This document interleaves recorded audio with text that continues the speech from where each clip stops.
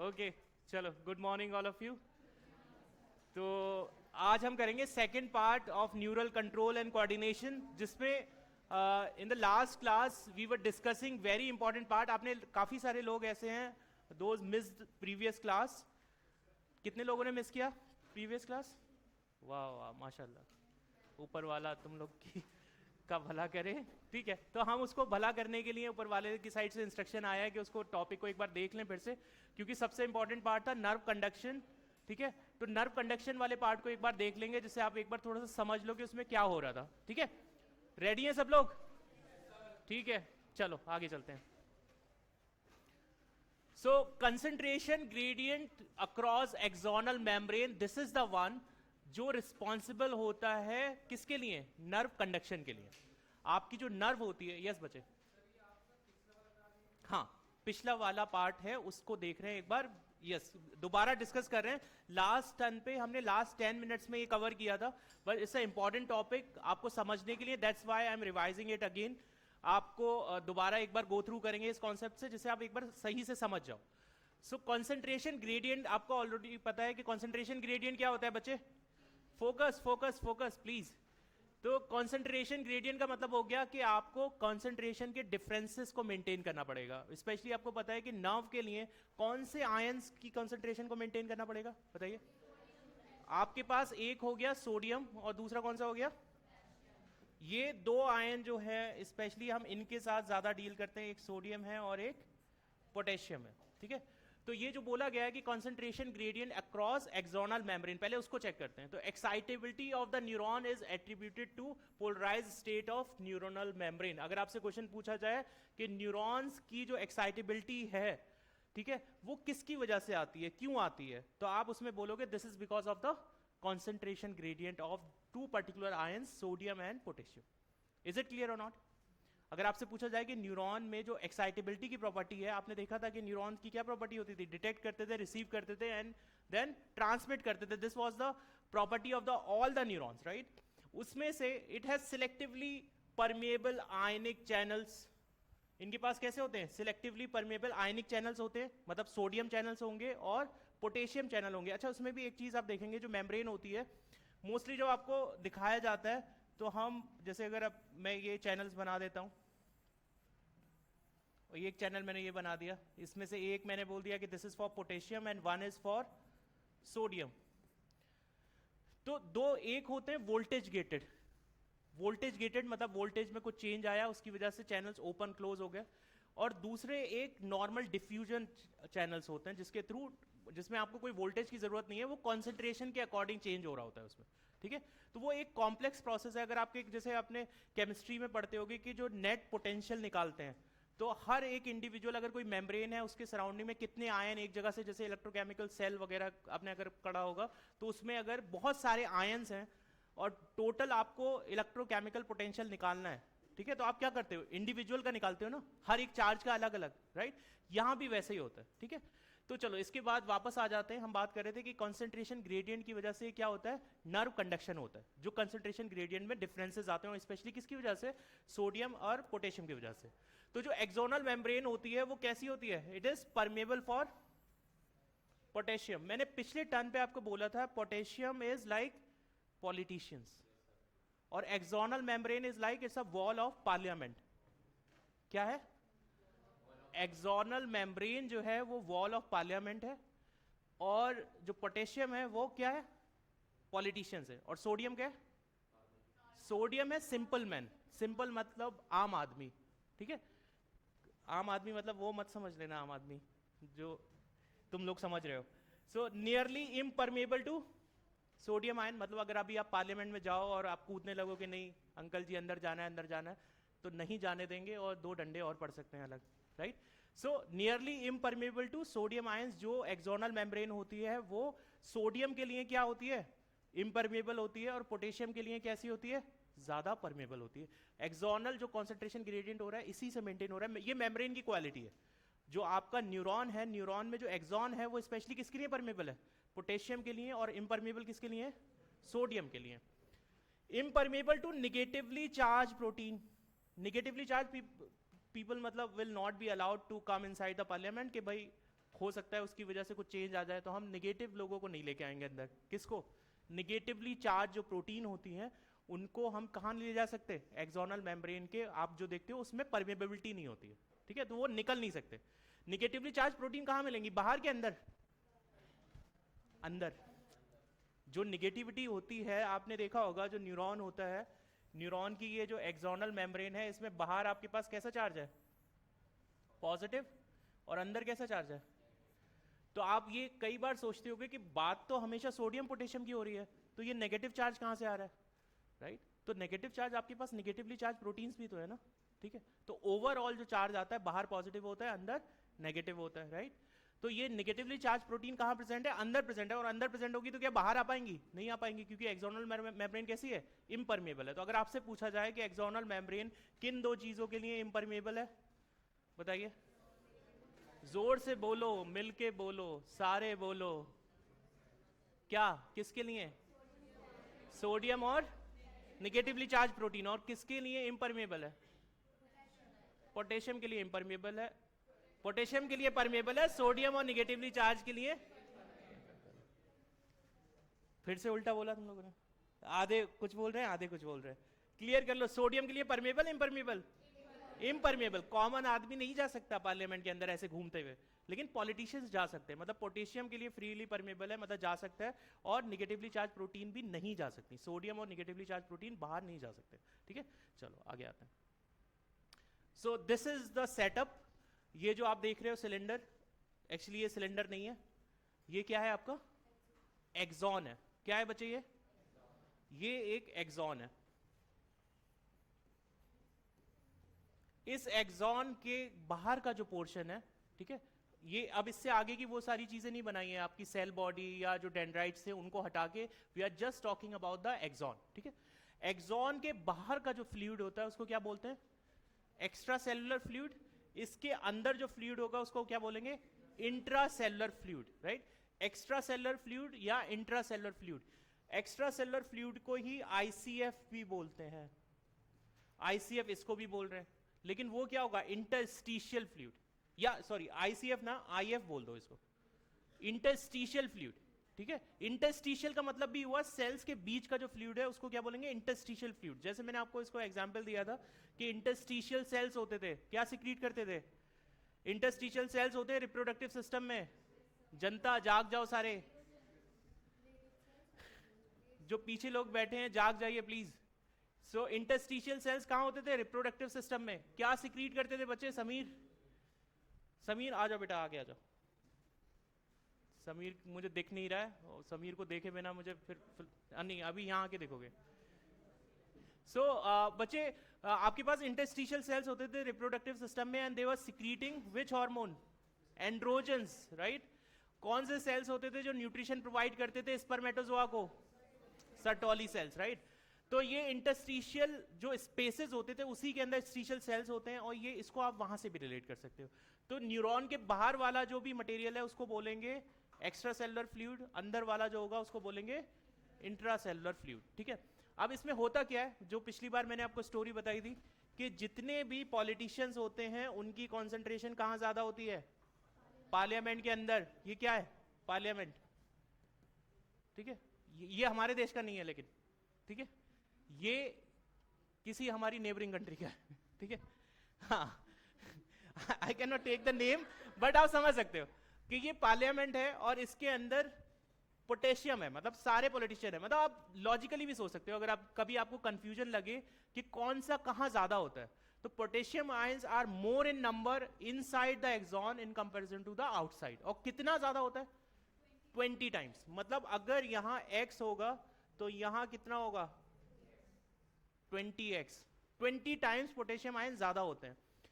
Sodium ion की बात करें तो यहां जितने सिंपल लोग, आपको पता है पार्लियामेंट के अंदर अगर सिंपल लोग होंगे कम ही होंगे बेचारे, उनको तो उनका बेचारों को कम ही रखा जाता है, तो ये कम है। और यहां कितने होंगे?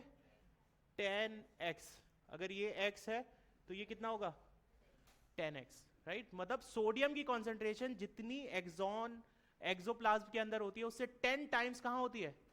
बाहर होती है। और पोटेशियम की जितनी कॉन्सेंट्रेशन बाहर होती है उससे 20 टाइम्स कहां ज्यादा होती है? अंदर होती है, ठीक है। ओवरऑल इस स्टेज को हम बोलते हैं, क्या स्टेज बोलते हैं? What this stage called? जल्दी बताइए, what's the name of this stage? Polarised stage. कौन सी स्टेज है? It's a polarised stage. Polarised stage का मतलब आप समझ रहे हो, बाहर क्या आ जाता है? बाहर आ जाता है आपके पास पॉजिटिव आयन। बाहर कितने होंगे? पॉजिटिव आयंस होंगे, और अंदर कैसे होंगे? नेगेटिव आयंस होंगे। और कंसंट्रेशन आपने नॉर्मल सिचुएशन की जान ली कि ऐसा क्यों हो रहा है। द रीजन इज कि सोडियम बाहर ज्यादा है, पोटेशियम अंदर ज्यादा है। लेकिन आप बोलोगे ये तो हम पॉजिटिव पॉजिटिव में डील कर रहे हैं, फिर पॉजिटिव माइनस नेगेटिव कैसे आ रहा है? द रीजन इज क्योंकि आपके पास निगेटिवली चार्ज प्रोटीन्स भी हैं जो अंदर निगेटिव चार्ज इंपार्ट कर रही है। तो ओवरऑल आप देखोगे डिफरेंस जब आप क्रिएट करते हो, आपने करंट पढ़ा होगा, उसमें आप क्या करते हो? पोटेंशियल का डिफरेंस आता है ना। तो एक ज्यादा पे है, एक कम पे है, तभी तो करंट फ्लो करता है। तो यहां भी हम क्या कर रहे हैं? डिफरेंस ही तो क्रिएट कर रहे हैं, कंसंट्रेशन ग्रेडियंट क्रिएट कर रहे हैं, तभी तो चार्ज मूव करेगा। आपने इलेक्ट्रिसिटी का अगर चैप्टर पढ़ेंगे तो वहां पता चलेगा आपको कि आप क्या करते हो? पोटेंशियल डिफरेंस क्रिएट करते हो। तो यहां भी हम क्या कर रहे हैं? एक डिफरेंस क्रिएट कर रहे हैं with the help of ions, right? चलो, तो पॉजिटिव हो गया और नेगेटिव हो गया। इसमें होता क्या है? Ionic gradient across resting membrane are maintained by the active transport of ions by sodium potassium pump, which pumps 3 sodium and 2 potassium outward and into the cell. What does it mean? मैंने आपको बताया था कि normal case में अगर आपको parliament में अंदर जाना है या कुछ करना है तो एक करप्ट दरवाजा है यहाँ, क्या है? एक डोर लगा है यहाँ। ये ऐसा डोर है, क्या लेता है ये? ब्राइब लेता है, किस चीज की? एटीपी की। और जब ये एटीपी लेता है तो एटीपी लेने के बाद ये क्या कर सकता है? जो 3 बेचारे ऐसे लोग थे, कैसे लोग? 3 सिंपल लोग। 3 क्या? एक मतलब 3 आप किसका वेटेज आपको लगता है ज्यादा होगा? एक पॉलिटिशियन का कि एक कॉमन आदमी का? पॉलिटिशियन ज्यादा होगा। मतलब आप ऐसे नहीं कर सकते ना कि दो, मतलब ऐसा तो नहीं होगा, ये तो बेइज्जती हो जाएगी कि 2 पोटेशियम के बराबर आप 2 सोडियम रख दो। ऐसा नहीं होगा। पॉलिटिशियन हमेशा हैवी उस पे होंगे। तो मतलब ये दरवाजे के पास जब ये जाते हैं कि भैया ऐसा करो कि, मतलब कुछ पॉलिटिशियंस आते हैं, वो कहते हैं कि भाई अंदर पार्लियामेंट में जाना है, और सीट ऑलरेडी फुल हो चुकी थी के वाले के लिए भी, पोटेशियम के लिए भी। तो उनको बोला जाता है कि अच्छा सोडियम पोटेशियम पंप के थ्रू जा सकते हो, लेकिन आपको क्या करना पड़ेगा? अपना स्विस बैंक में जो आपने पैसा रखा है वो थोड़ा सा देना पड़ेगा, तभी आप अंदर जा सकते हो। तो अब ये यहां से अगर आपको किसी के लिए स्पेस देना है तो उसके लिए आपको कुछ अच्छे लोगों को बाहर भी तो निकालना पड़ेगा ना। तो आपने क्या किया? सोडियम को निकाला बाहर और किसको अंदर डाला? 3 सोडियम को आप बाहर निकालते हो और 2 पोटेशियम को अंदर लाते हो। ये किसका काम है? सोडियम पोटेशियम पंप का। जो इससे पहले जो आपसे बात हो रही थी कि किसकी कॉन्सेंट्रेशन बाहर ज्यादा थी, सोडियम की पोटेशियम की?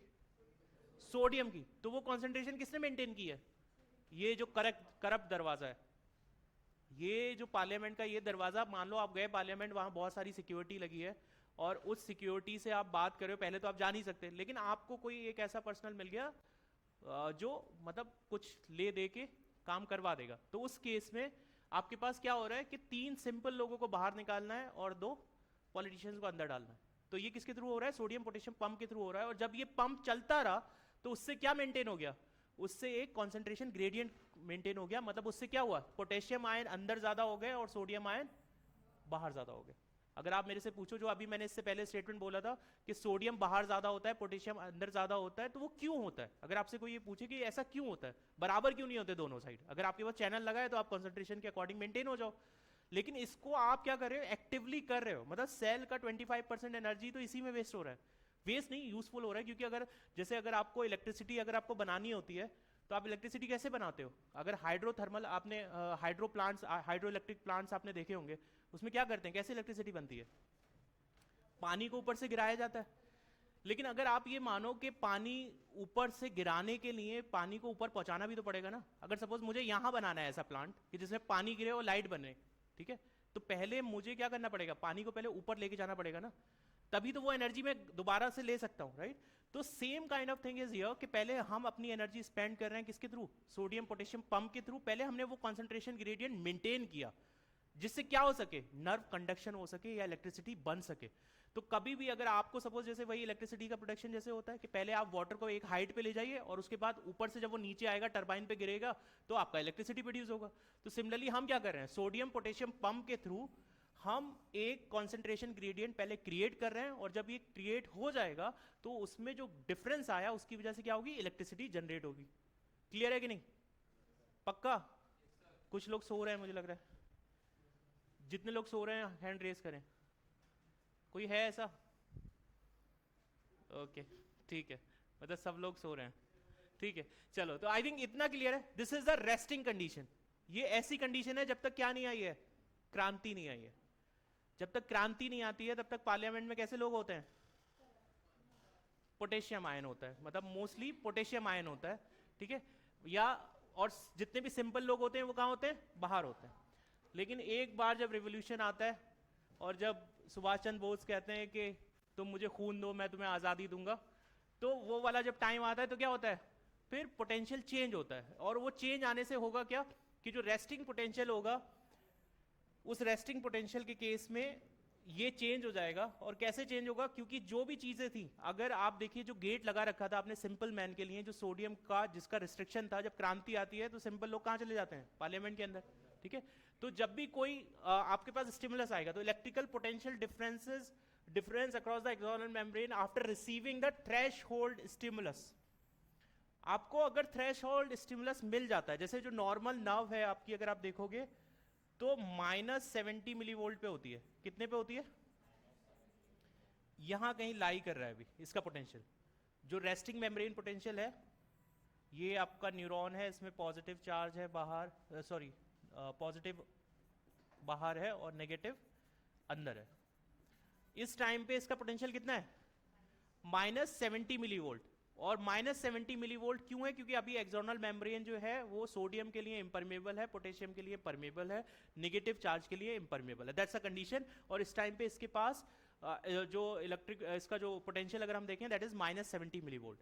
अब इसको क्या चाहिए? एक थ्रेशहोल्ड स्टिमुलस चाहिए।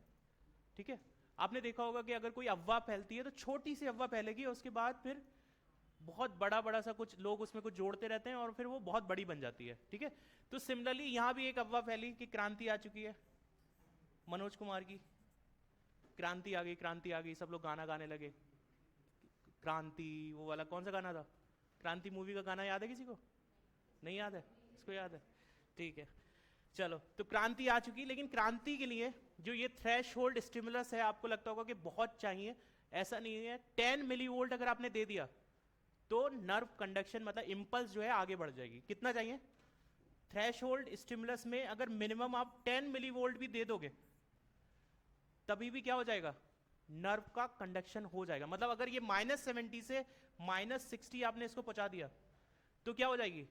नर्व कंडक्शन हो जाएगा। मतलब एक नर्व जो कंडक्शन आप करना चाह रहे हो, मैसेज भेजना चाह रहे हो, वो आगे चला जाएगा। तो यू जस्ट नीड 10 मिलीवोल्ट।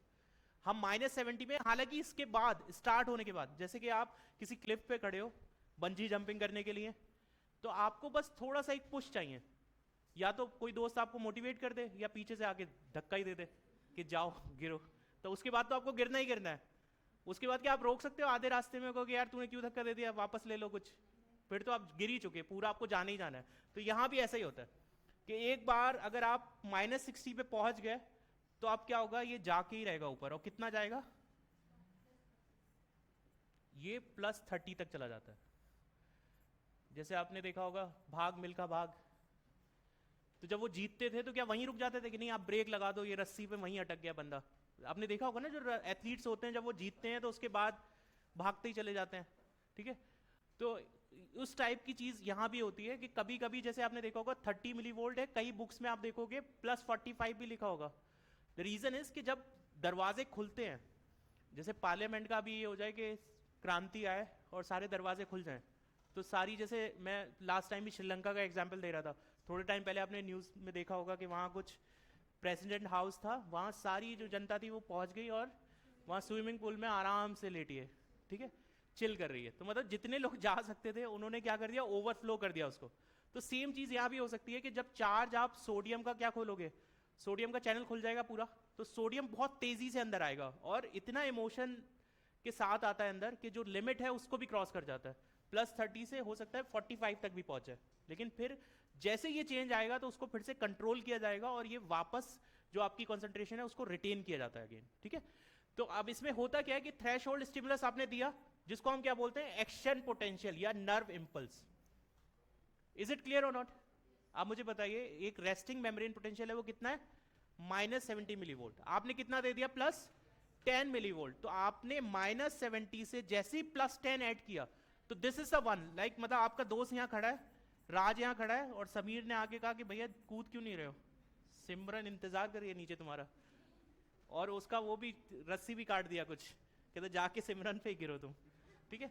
तो ये वाला पोर्शन मतलब ही just need a small push, ठीक है, और छोटा सा पुश मिला और उसके बाद उसने क्या किया, +30 मिलीवोल्ट तक पहुंच गया। मतलब आपके लिए अगर आपसे पूछा जाए तो मिनिमम वैल्यू कितनी चाहिए, बस 10 मिलीवोल्ट चाहिए, हालांकि उसके बाद पहुंच कितना जाएगा, 30 मिलीवोल्ट तक पहुंच जाएगा, ठीक है। तो चलिए इवेंट्स देख लेते हैं कि क्या क्या इवेंट्स हो रहे हैं। ये स्टेज है resting state, this is a summarise part के असल में हुआ क्या है, नर्व कंडक्शन के टाइम पे हुआ क्या है।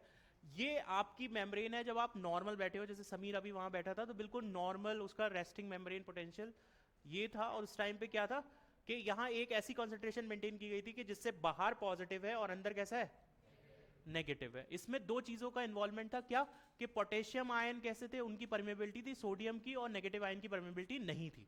और इस पोटेंशियल को हम क्या बोलते हैं, इस स्टेज को बोलते हैं रेस्टिंग स्टेट, या इसको पोलराइज्ड स्टेज भी बोलते हैं। क्या बोलते हैं, पोलराइज्ड स्टेज। पोलराइज स्टेज क्यों बोल रहे हैं, पोलराइज मतलब आपको पता होगा कि जब हम दो पोल्स क्रिएट कर रहे हैं, मतलब एक हो गया पॉजिटिव एक हो गया नेगेटिव, इसलिए इसको क्या बोलते हैं, पोलराइज स्टेज। तो आपने अगर एक स्टैंडर्ड सेट कर लिया कि ये स्टेज जो है पोलराइज्ड है, अगर मैं इसका जस्ट अपोजिट कर दूं तो आप उस स्टेज को क्या बोलोगे, डीपोलराइज्ड। सिंपल है कि नहीं। जो रेस्टिंग स्टेट है, जैसे काफी सारे लोगों को ये भी कंफ्यूजन होता है कि पोलराइज स्टेज कहीं डीपोलराइज वाली तो नहीं है, एक्शन पोटेंशियल वाली तो नहीं है, ऐसा नहीं होता। जो रेस्टिंग स्टेज है उसी का नाम क्या है, पोलराइज स्टेज। आरपी सिंह का नाम सुना होगा ना, फास्ट बॉलर, आरपी सिंह का नाम नहीं सुना, अरे लेफ्ट आर्म, अरे क्या कर रहे हो तुम लोग। रेस्टिंग स्टेज मतलब पोलराइज स्टेज, राइट। अब ये आपके पास क्या आया, थ्रेशोल्ड स्टिमुलस आया, ठीक है, थ्रेशोल्ड स्टिमुलस आया, और थ्रेशोल्ड स्टिमुलस आने से क्या चेंज हो जाता है, permeability of axolemma for sodium. जो कॉमन आदमी था उसके लिए पार्लियामेंट के दरवाजे खुल गए, उससे क्या हुआ, सोडियम का क्या हो जाता है, सारा सोडियम, जितने भी कॉमन लोग हैं वो कहां आने लगेंगे, अंदर आने लगेंगे। लेकिन क्या अभी पोटेशियम का कुछ खुला है चैनल, पोटेशियम नहीं खुला है, ठीक है। तो हमारे पास मेनली क्या आ रहा है, सोडियम इनफ्लक्स हो रहा है, और इट्स वेरी शॉर्ट लिव, बहुत कम टाइम के लिए आता है, लेकिन बहुत तेजी से होता है। इस स्टेज को क्या बोलते हैं, डीपोलराइजेशन। पोलराइजेशन से क्या हो गया, डीपोलराइजेशन हो गया। अब इसके बाद change in permeability of axolemma for potassium. अभी जब इतना कुछ हो गया, लेकिन ऐसा थोड़ी होता है कि क्रांति आई तो आप हमेशा, जैसे अभी हम 1947 में आजाद हो गए तो उसके बाद भी आज भी हम क्रांति के वो गए जय हिंद बाहर जाके खड़े होकर नारे लगा रहे हैं कि नहीं तुम हमें आजादी दो, आजादी दो। भाई खो चुका वो, मतलब क्रांति जो होती है वो शॉर्ट लिव्ड होती है ना। ऐसा थोड़ी होता है कि मतलब आप एक बार आजाद हो गए उसके बाद जो है 70-75 साल बस आप केवल नारे लगा रहे हो, ठीक है। तो आपने क्या किया, change in permeability of axolemma for potassium, क्योंकि आपने जब क्रांति लेके आए 1947 के बाद आपने चेंज कर दिया। अब आप क्या करोगे, धीरे धीरे फिर जैसे अंग्रेजों ने हमें लूटा था वैसे ही फिर क्या हुआ, फिर हमने वही करना शुरू कर दिया, परमेबिलिटी चेंज कर दी किसके लिए, अब क्या होगा, पोटेशियम अंदर आने लगेगा, पोटेशियम सॉरी बाहर जाने लगेगा। परमेबिलिटी आपने चेंज करी क्योंकि पोटेशियम कहाँ ज्यादा था, पोटेशियम अंदर ज्यादा था ना। अब आपके पास कंडीशन आप देखो, आप ये भी तो सोच सकते हो कि अगर हमें ये चेंज करा, सोडियम अंदर आया था, सोडियम बाहर गया था, तो सोडियम को हम ऐसा भी, सोडियम अंदर आ रहा था तो सोडियम को भी हम बाहर भेज सकते थे, लेकिन ऐसा नहीं होता। सोडियम का दरवाजा खुलता है और बंद हो जाता है, तो जितना सोडियम था वो सब अंदर आ चुका। अब आपके पास ऑप्शन यही है कि अगर आपको फिर से रिकवर करना है तो आपके पास एक ही ऑप्शन है कि आप क्या कर सकते हो, क्योंकि पोटेशियम का दरवाजा खुला है, तो आप क्या करोगे, पोटेशियम को बाहर भेजोगे। तो डीपोलराइजेशन से अगर आपको रीपोलराइज करना है तो आप किसके थ्रू करते हो, आपसे पूछा जाएगा कि रीपोलराइजेशन में स्पेशली कौन सा आयन इन्वॉल्व है, बताइए। रीपोलराइजेशन के लिए कौन सा आयन इन्वॉल्व है, जोर से बोलो, मिलके बोलो, सारे बोलो, कौन सा आयन, आवाज नहीं आ रही अभी, जोर से, अभी भी कुछ लोग चुप हैं, कुछ लोग च्युइंगम खा रहे हैं वो भी बोले, सारे लोग बोले, कौन सा आयन क्या कर रहा है, ये रीपोलराइजेशन। कौन सा आयन है जो डीपोलराइजेशन कर रहा है, सोडियम, रीपोलराइजेशन कौन कर रहा है? पोटेशियम, ठीक है, भूलना नहीं, ठीक है। अब क्या हुआ, सारा पोटेशियम क्या जा रहा है, ये इफ्लक्स है, पोटेशियम का क्या हो रहा है, इफ्लक्स हो रहा है। सारा पोटेशियम जितना था आप उसको आपने बाहर भेज दिया, और सोडियम कहां गया, यहां सोडियम हो गया, और यहां क्या हो गया, पोटेशियम हो गया। आप सोडियम अंदर तो लेके आ गए थे डीपोलराइजेशन के टाइम पे, रीपोलराइजेशन के टाइम पे आप क्या ले गए, पोटेशियम को बाहर ले गए। अब लेकिन जो पोजीशन थी, जैसे क्या हुआ, जैसे ही हम लोग आजाद हुए तो जितने भी अच्छे अच्छे नेता थे वो सारे के सारे कहां पहुंच गए, पार्लियामेंट के अंदर। मतलब रीपोलराइज आपने किया, मतलब आपने सिस्टम चेंज कर दिया एक तरीके से। आपने डीपोलराइज किया, पहले अनस्टेबल कर दिया, अंग्रेजों को उखाड़ फेंका हमने, ठीक है, और जितने बड़े नेता थे वो सारे आके यहाँ बैठे हैं पार्लियामेंट के अंदर। लेकिन अब क्या होगा, वही किस बाप बड़ा ना भैया सबसे बड़ा, और वो वाला रोल कौन प्ले कर रहा था यहाँ, बता दो जल्दी, कौन रोल प्ले करता है ये, सोडियम पोटेशियम पंप कौन करता है भाई। इस पूरी मैकेनिज्म से हमें क्या समझ आया, जब हमने रेस्टिंग मेम्ब्रेन पोटेंशियल था उस टाइम पे कौन अंदर था कौन बाहर था, अंदर पोटेशियम ज्यादा था, बाहर सोडियम ज्यादा था। आपने पोलराइज से डीपोलराइज किया, उससे क्या हुआ, सोडियम अंदर आ गया। उस स्टेज को रिवर्स करने के लिए आपने क्या किया, सोडियम तो बंद हो गया था, आपने पोटेशियम को बाहर भेज दिया। लेकिन ये तो भाई चेंज हो गया, दुनिया अपसाइड डाउन हो गई, कि मतलब जितने भी पॉलिटिशियन है वो सारे बाहर, और जितने सिंपल लोग, सादे लोग, जो अच्छे लोग हैं वो सारे अंदर। तो क्या ये ऐसा सिस्टम चल पाएगा, नहीं चलेगा। तो आपको कौन सा दरवाजा चाहिए फिर, सोडियम पोटेशियम पंप, जो धीरे धीरे क्या करेगा, एटीपी लेगा, ठीक है।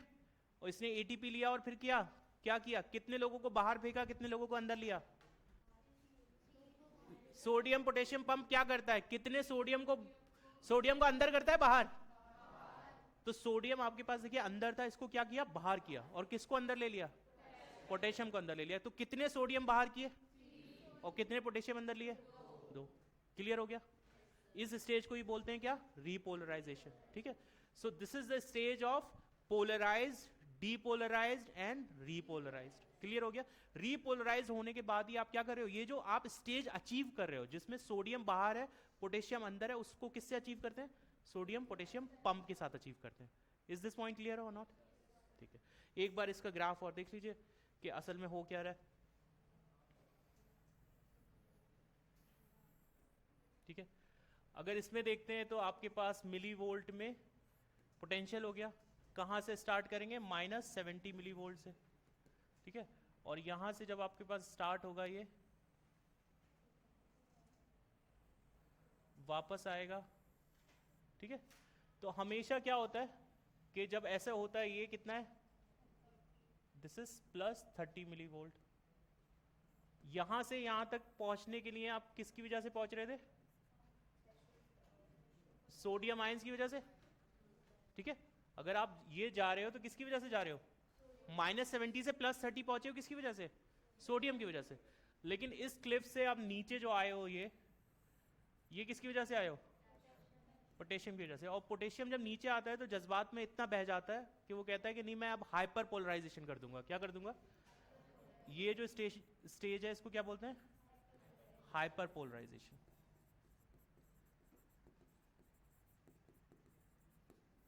ठीक है। मतलब आपको आना था -70 पे, लेकिन आप इतने जज्बाती हो गए कि नहीं आज तो मैं मिल्खा बन के रहूंगा, और जितना ट्रैक था चाहे मेरी 400 मीटर की रेस हो, लेकिन मैं 200 मीटर और दौड़ जाऊंगा रस्सी को कूद के, ठीक है। तो यही होता है हाइपर पोलराइजेशन, जब भीड़ आती है। और पोटेशियम आयन जब अंदर आ रहा था तो इतना ज्यादा पुश लगा उसको कि -70 से फिर से आ जाता है, ठीक है। तो इसमें बीच में एक टाइम लगता है, उसको क्या बोलते हैं, रिफ्रैक्टरी पीरियड। क्या बोलते हैं, रिफ्रैक्टरी पीरियड। उस रिफ्रैक्टरी पीरियड के अंदर ही आप ये सब चीजें अचीव करते हो फिर से। और उस टाइम पे आप क्या नहीं कर सकते, उस टाइम पे आप दूसरी इंपल्स नहीं भेज सकते, ठीक है। तो उस हिसाब से उसमें कितना टाइम लगता है, 1 मिली सेकेंड लगता है। कितना लगता है, इस हिसाब से अगर हम देखें तो एक न्यूरॉन के थ्रू आप टोटल कितने सिग्नल भेजोगे, 1000, क्योंकि ये गैप है, ठीक है। एक सेकंड के अंदर अगर आप देखें तो कितना भेज सकते हैं, 1000 टाइम्स आप मैसेज भेज सकते हो, क्योंकि उसका लैग कितना है, 1 मिली सेकेंड का लैग है। एक सिग्नल से दूसरे सिग्नल भेजने के बीच में जो लैग है उसी को क्या बोल रहे हैं, रिफ्रैक्टरी पीरियड। मतलब रिफ्रैक्टरी पीरियड का टाइम वो टाइम कि भाई अभी मैं रेडी नहीं हूँ। जैसे कोई आपने सपोज जैसे कोई आप कैब ले रहे हो, वो बंदे ने आके आपको छोड़ दिया, उसके बाद वो थोड़ा सा टाइम लेगा, हो सकता है अपने जैसे मान लो कि कोविड का टाइम चल रहा है तो वो कहेगा कि नहीं मुझे सैनिटाइज करना है, जो भी उसको 5 मिनट लगे 10 मिनट लगे, उस पूरे फेज को मतलब वो 10 मिनट्स हो या कुछ भी हो उसमें वो उसको क्लीन करेगा, then the person will be ready for the next ride. तो वैसे ही न्यूरॉन जो है वो अपना आ गया और अब उसको सोडियम पोटेशियम पंप रन करने में, सोडियम को बाहर करने में, पोटेशियम को अंदर करने में जितना टाइम लगता है वही क्या हो गया, रिफ्रैक्टरी पीरियड हो गया। और वो होता है 1 मिली सेकेंड। तो इस हिसाब से जो गैप है वो 1 मिली सेकेंड का है। इस वजह से अगर हम देखें तो 1 सेकेंड के अंदर 1000 सिग्नल तक आप भेज सकते हो। ठीक है, क्लियर हो गया इतना? चलो आगे चलते हैं। सो ये कंडक्शन ऑफ इम्पल्स था कि इसमें एक चीज आप ये देख लीजिए कि कैसे होता है फ्लो। ये आपके पास जब सोडियम अंदर आया तो बाहर कैसा चार्ज आ जाता है, बाहर नेगेटिव और अंदर, ठीक है, ये सोडियम अंदर आ रहा है, ये साइट है ए, ठीक है, कौन सा साइट है, ए साइट है, इसके जो एडजेसेंट साइट है ये बी साइट है। यहां कैसा होगा, मतलब ये थ्रू आउट द एक्सॉन कैसे होगा, क्योंकि ये सारा फिनोमेना एक छोटे से एरिया में हो रहा है। ठीक है, आपने टच किया, मान लो कि ये जो आपका सेंसरी न्यूरॉन है, मैंने यहां टच किया, अब इससे कोई सिग्नल आया, वो मेरे ब्रेन तक पहुंचा, वो पहुंचने के लिए पहले यहां से कंडक्शन चेंज हुआ होगा। उसमें कैसा हुआ, जैसे ही मैंने टच किया तो जो मेरा सोडियम वाला जो पंप है वो ओपन हो गया। जब सोडियम वाला पंप ओपन हो गया तो सोडियम नर्व के अंदर जाने लगा, उससे क्या हो गया, डीपोलराइज, ये एरिया जहां मैंने टच किया। लेकिन इसके चेंज होने से इसका जो बी वाला पार्ट है, आप ये सोचो कि यहां नेगेटिव आ गया और यहां पॉजिटिव है, तो चार्ज कैसे फ्लो करेगा, यहां से यहां, और यहां आप देख रहे हो पॉजिटिव है और यहां नेगेटिव है, तो यहां से यहां, राइट। तो ये सारी चीजें फिर कैसे हो जाएंगी, चेंज हो जाएंगी साइक्लिक वे में। तो अगली बार अब ये पूरा एक के बाद एक के बाद एक पूरा एक दूसरे से कनेक्ट करके पूरे एक्सॉन के अंदर वो इंपल्स कंडक्ट हो जाएगी। ठीक है, तो आप देख रहे हो यहां नेगेटिव हो गया, ठीक है, यहां पॉजिटिव हो गया, तो यहां से आप देख रहे हो current positive to minus, positive to negative, right, ऐसे चेंज होता रहेगा, फिर बी पे पहुंच जाएगा, बी से सी पे पहुंच जाएगा, सी से डी पे पहुंच जाएगा, ऐसे आपका जो नर्व इंपल्स कंडक्शन होता रहता है। क्लियर हो गया, किसी को कोई डाउट है? पक्का। डीपोलराइजेशन में कौन सा आयन इन्वॉल्व है, डीपोलराइजेशन में सोडियम। रीपोलराइजेशन में कौन इन्वॉल्व है, राज बताएगा। रीपोलराइजेशन में कौन सा आयन इन्वॉल्व है बच्चे, रीपोलराइजेशन में पोटेशियम, ठीक है, और डीपोलराइजेशन में सोडियम है। ठीक है, चलो। सो ट्रांसमिशन ऑफ जो आपके जो कंडक्शन हो रहा है इम्पल्सेस का, वो कैसे पहुंचते हैं, जो ट्रांसमिशन ऑफ इम्पल्स है, आपने ये तो विद इन एक्सॉन देखा हमने। अब एक न्यूरॉन से दूसरे न्यूरॉन भी तो जाना है ना हमें, ऐसा तो होगा नहीं कि एक ही न्यूरॉन के अंदर ही बस खेलते रहेंगे कि नहीं यहाँ से यहाँ, आपको एक न्यूरॉन से दूसरे न्यूरॉन में भी तो इन्फॉर्मेशन को कम्युनिकेट करना है, राइट। तो उसके लिए हम क्या करते हैं, one neuron to another neuron हम क्या बनाते हैं, साइनेप्स बनाते हैं। साइनेप्स आपने देखा होगा, दिस इज द प्लेस जहां आपके पास एक न्यूरॉन से दूसरे न्यूरॉन के पास इंफॉर्मेशन कम्युनिकेट हो रही है। तो इसमें क्या आपके पूरे इवेंट होते हैं उसको एक बार समझ लीजिए इस डायग्राम के थ्रू, कि ये जो खूबसूरत सी चीज आप देख रहे हो क्या है ये, व्हाट दिस पार्ट इज, ये क्या पार्ट है, ये जो स्वेलिंग आप देख रहे हो यहाँ, स्वेलन पार्ट नीचे, this is a synaptic knob, जो आपका एंडिंग है, जो आपका एक्सॉन का टर्मिनल एंड होता है, जिसको टीलोडेंड्रिया भी बोलते हैं। ठीक है, तो उसको टीलोडेंड्रिया वाला पार्ट है, ये लास्ट वाला जो एक्सॉन का टर्मिनल है। इसके अंदर क्या होता है, it is having some vesicles, और उस वेसिकल्स के अंदर क्या भरे रहते हैं, न्यूरोट्रांसमीटर, कुछ केमिकल्स फिल रहते हैं। कौन से वाले केमिकल्स, जो केमिकल हमारे प्रिय डॉक्टर साहब, कौन से वाले, मुन्ना भाई ने बोला था, केमिकल लोचा वाले। ठीक है, जो आपके जितने भी आपकी फीलिंग्स, इमोशंस, सब कुछ आते हैं वो किसकी वजह से आते हैं, इन केमिकल्स की वजह से आते हैं। तो अगर ये कुछ चेंज हो गए, अगर आप कोई और दूसरा केमिकल दे दोगे तो अलग तरीके के इमोशंस आने लगेंगे। So it's all about the chemical लोचा, नथिंग एल्स। अगर आपको लग रहा है कि आपको अलग अलग टाइप की फीलिंग आ रही है तो न्यूरोट्रांसमीटर की वजह से आ रही है, आपकी कोई गलती नहीं है इसमें। ठीक है, तो होता क्या है कि आपके पास जैसे ही नर्व इंपल्स पहुंचती है उससे क्या होगा, कैल्शियम आयन का इनटेक हो जाएगा। ठीक है, और जब कैल्शियम आयन आने लगते हैं इसके अंदर, उसकी वजह से जो ये साइनेप्टिक वेसिकल है कहां पहुंच जाएगी, इसमें आप देखिए पहले पूरा देख लीजिए कि ये जो मेम्ब्रेन है इसको बोलते हैं प्री साइनेप्टिक मेम्ब्रेन। क्या बोलते हैं बच्चे, जिस न्यूरॉन से दूसरे न्यूरॉन में जाना है उस न्यूरॉन के जो साइनेप्टिक नॉब की मेम्ब्रेन है उसको क्या बोलते हैं? Pre synaptic membrane. जिस पे पहुंचना है उसको क्या बोलते हैं? Post synaptic, right? तो आपके पास है एक प्री साइनेप्टिक, दूसरी कौन सी है? Post synaptic. Pre and post, sorry. So pre synaptic और पोस्ट साइनेप्टिक के बीच का जो स्पेस है उसको क्या बोलेंगे? Synaptic cleft. तो आपके पास ये जो पूरा साइनेप्स बना है इसमें आप देखोगे कि एक हो गई प्री साइनेप्टिक मेम्ब्रेन, दूसरा जहां सिग्नल पहुंचना है उसको बोलेंगे पोस्ट साइनेप्टिक मेम्ब्रेन, उसके बीच का जो गैप है उसको क्या बोल रहे हैं? Synaptic cleft. इसमें आप देख रहे हो ये राउंड राउंड जो स्ट्रक्चर्स हैं, इन राउंड स्ट्रक्चर्स के अंदर क्या फिल है? कुछ केमिकल्स फिल है, राइट? ये केमिकल्स ही क्या होते हैं? न्यूरोट्रांसमीटर होते हैं। तो अगर ये इंफॉर्मेशन यहाँ जानी है, और ये कब होता है? जब आपके पास कैल्शियम जब तक नहीं आएगा यहाँ तब तक ये नहीं होगा। तो कैल्शियम का भी रोल बहुत इंपॉर्टेंट है यहाँ, ठीक है? ये कैल्शियम आया, उसकी वजह से ये क्या हो गए? इससे अटैच हो गए। अदरवाइज ये वेसिकल न्यूरोट्रांसमीटर्स के अंदर रख के इसको इसके अंदर ही रहते हैं। अनटिल कैल्शियम की कॉन्सेंट्रेशन इसके अंदर नहीं बढ़ रही है तब तक ऐसा नहीं होगा कि ये मैसेज डिलीवर करे, ठीक है? तो कैल्शियम की कॉन्सेंट्रेशन बहुत इंपॉर्टेंट रोल प्ले करती है यहाँ। जैसे कैल्शियम यहाँ बढ़ता है तो ये वेसिकल्स क्या करते हैं? प्री साइनेप्टिक मेम्ब्रेन में जाके अपने आप को ओपन करेंगे and they will be releasing the neurotransmitter in the synaptic cleft. जो स्पेस था बिटवीन द टू मेम्ब्रेन्स वहां रिलीज कर देंगे। और जब ये रिलीज करेंगे तो आप देखो, अच्छा दोनों मेम्ब्रेन में क्या डिफरेंस दिख रहा है आपको? प्री साइनेप्टिक और पोस्ट साइनेप्टिक मेम्ब्रेन में कुछ डिफरेंस दिख रहा है आपको? क्या दिख रहा है? ये इनके पास क्या है? स्पेशली रिसेप्टर्स है। देखो रिसेप्टर जब तक नहीं होगा ना तब तक आप कुछ भी मैसेज भेजते रहो, अगर कोई दूसरा बंदा उसको रिसीव ही नहीं करना चाह रहा तो तुम कुछ भी मैसेज भेजो, ठीक है? तो हमें बहुत केयरफुल रहना है कि जब हम कोई मैसेज भेज रहे हैं तो रिसेप्टर होना प्रॉपर बहुत ज़रूरी है। तो ये जो न्यूरोट्रांसमीटर हैं वो इस रिसेप्टर पे जाके बाइंड करते हैं, ठीक है? और बाइंड करके जो भी सिग्नल होगा उसको क्या करेंगे?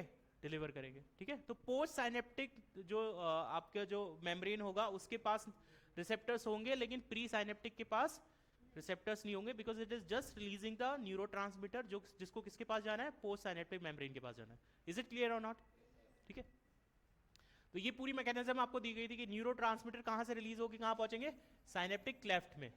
उसके बाद कहां बाइंड करते हैं? Bind two receptor on post synaptic neuronal membrane. Post synaptic neuronal membrane पे क्या करते हैं? वहां जाके बाइंड कर जाते हैं। बाइंड करने के बाद क्या होगा? आयन चैनल्स ओपन हो जाएंगे पोस्ट साइनेप्टिक मेम्ब्रेन पे, और it creates a new potential in post synaptic membrane. जो पोस्ट साइनेप्टिक मेम्ब्रेन है उसमें न्यू पोटेंशियल क्रिएट करेंगे जो पिछले न्यूरॉन से आया था, उसके थ्रू आप इंफॉर्मेशन भेज सकते हो। इज इट क्लियर और नॉट? पक्का? ठीक है। इससे पहले अगर हम देखें जो न्यूरोट्रांसमीटर्स हैं, न्यूरोट्रांसमीटर भी आपके दो तरीके के होते हैं, एक होते हैं एक्साइटरी, दूसरे होते हैं नॉन एक्साइटरी।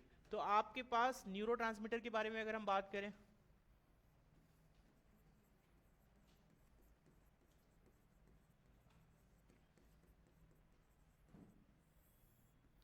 तो आपके पास दो तरीके के न्यूरोट्रांसमीटर है, एक है एक्साइटरी और दूसरे हैं नॉन एक्साइटरी।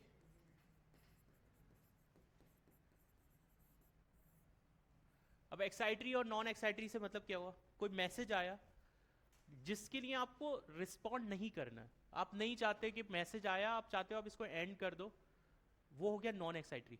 एक न्यूरॉन से पहले से मैसेज आ रहा है लेकिन आप ये नहीं चाहते, मतलब कोई आपको परेशान कर रहा है लेकिन आप नहीं चाहते कि भाई आप उस पर रिस्पॉन्ड करो, क्योंकि यू आर नॉट फीलिंग कि ये वर्थ भी है कि कोई आपको परेशान कर रहा है और आप सोच रहे हो क्या इससे परेशान होना।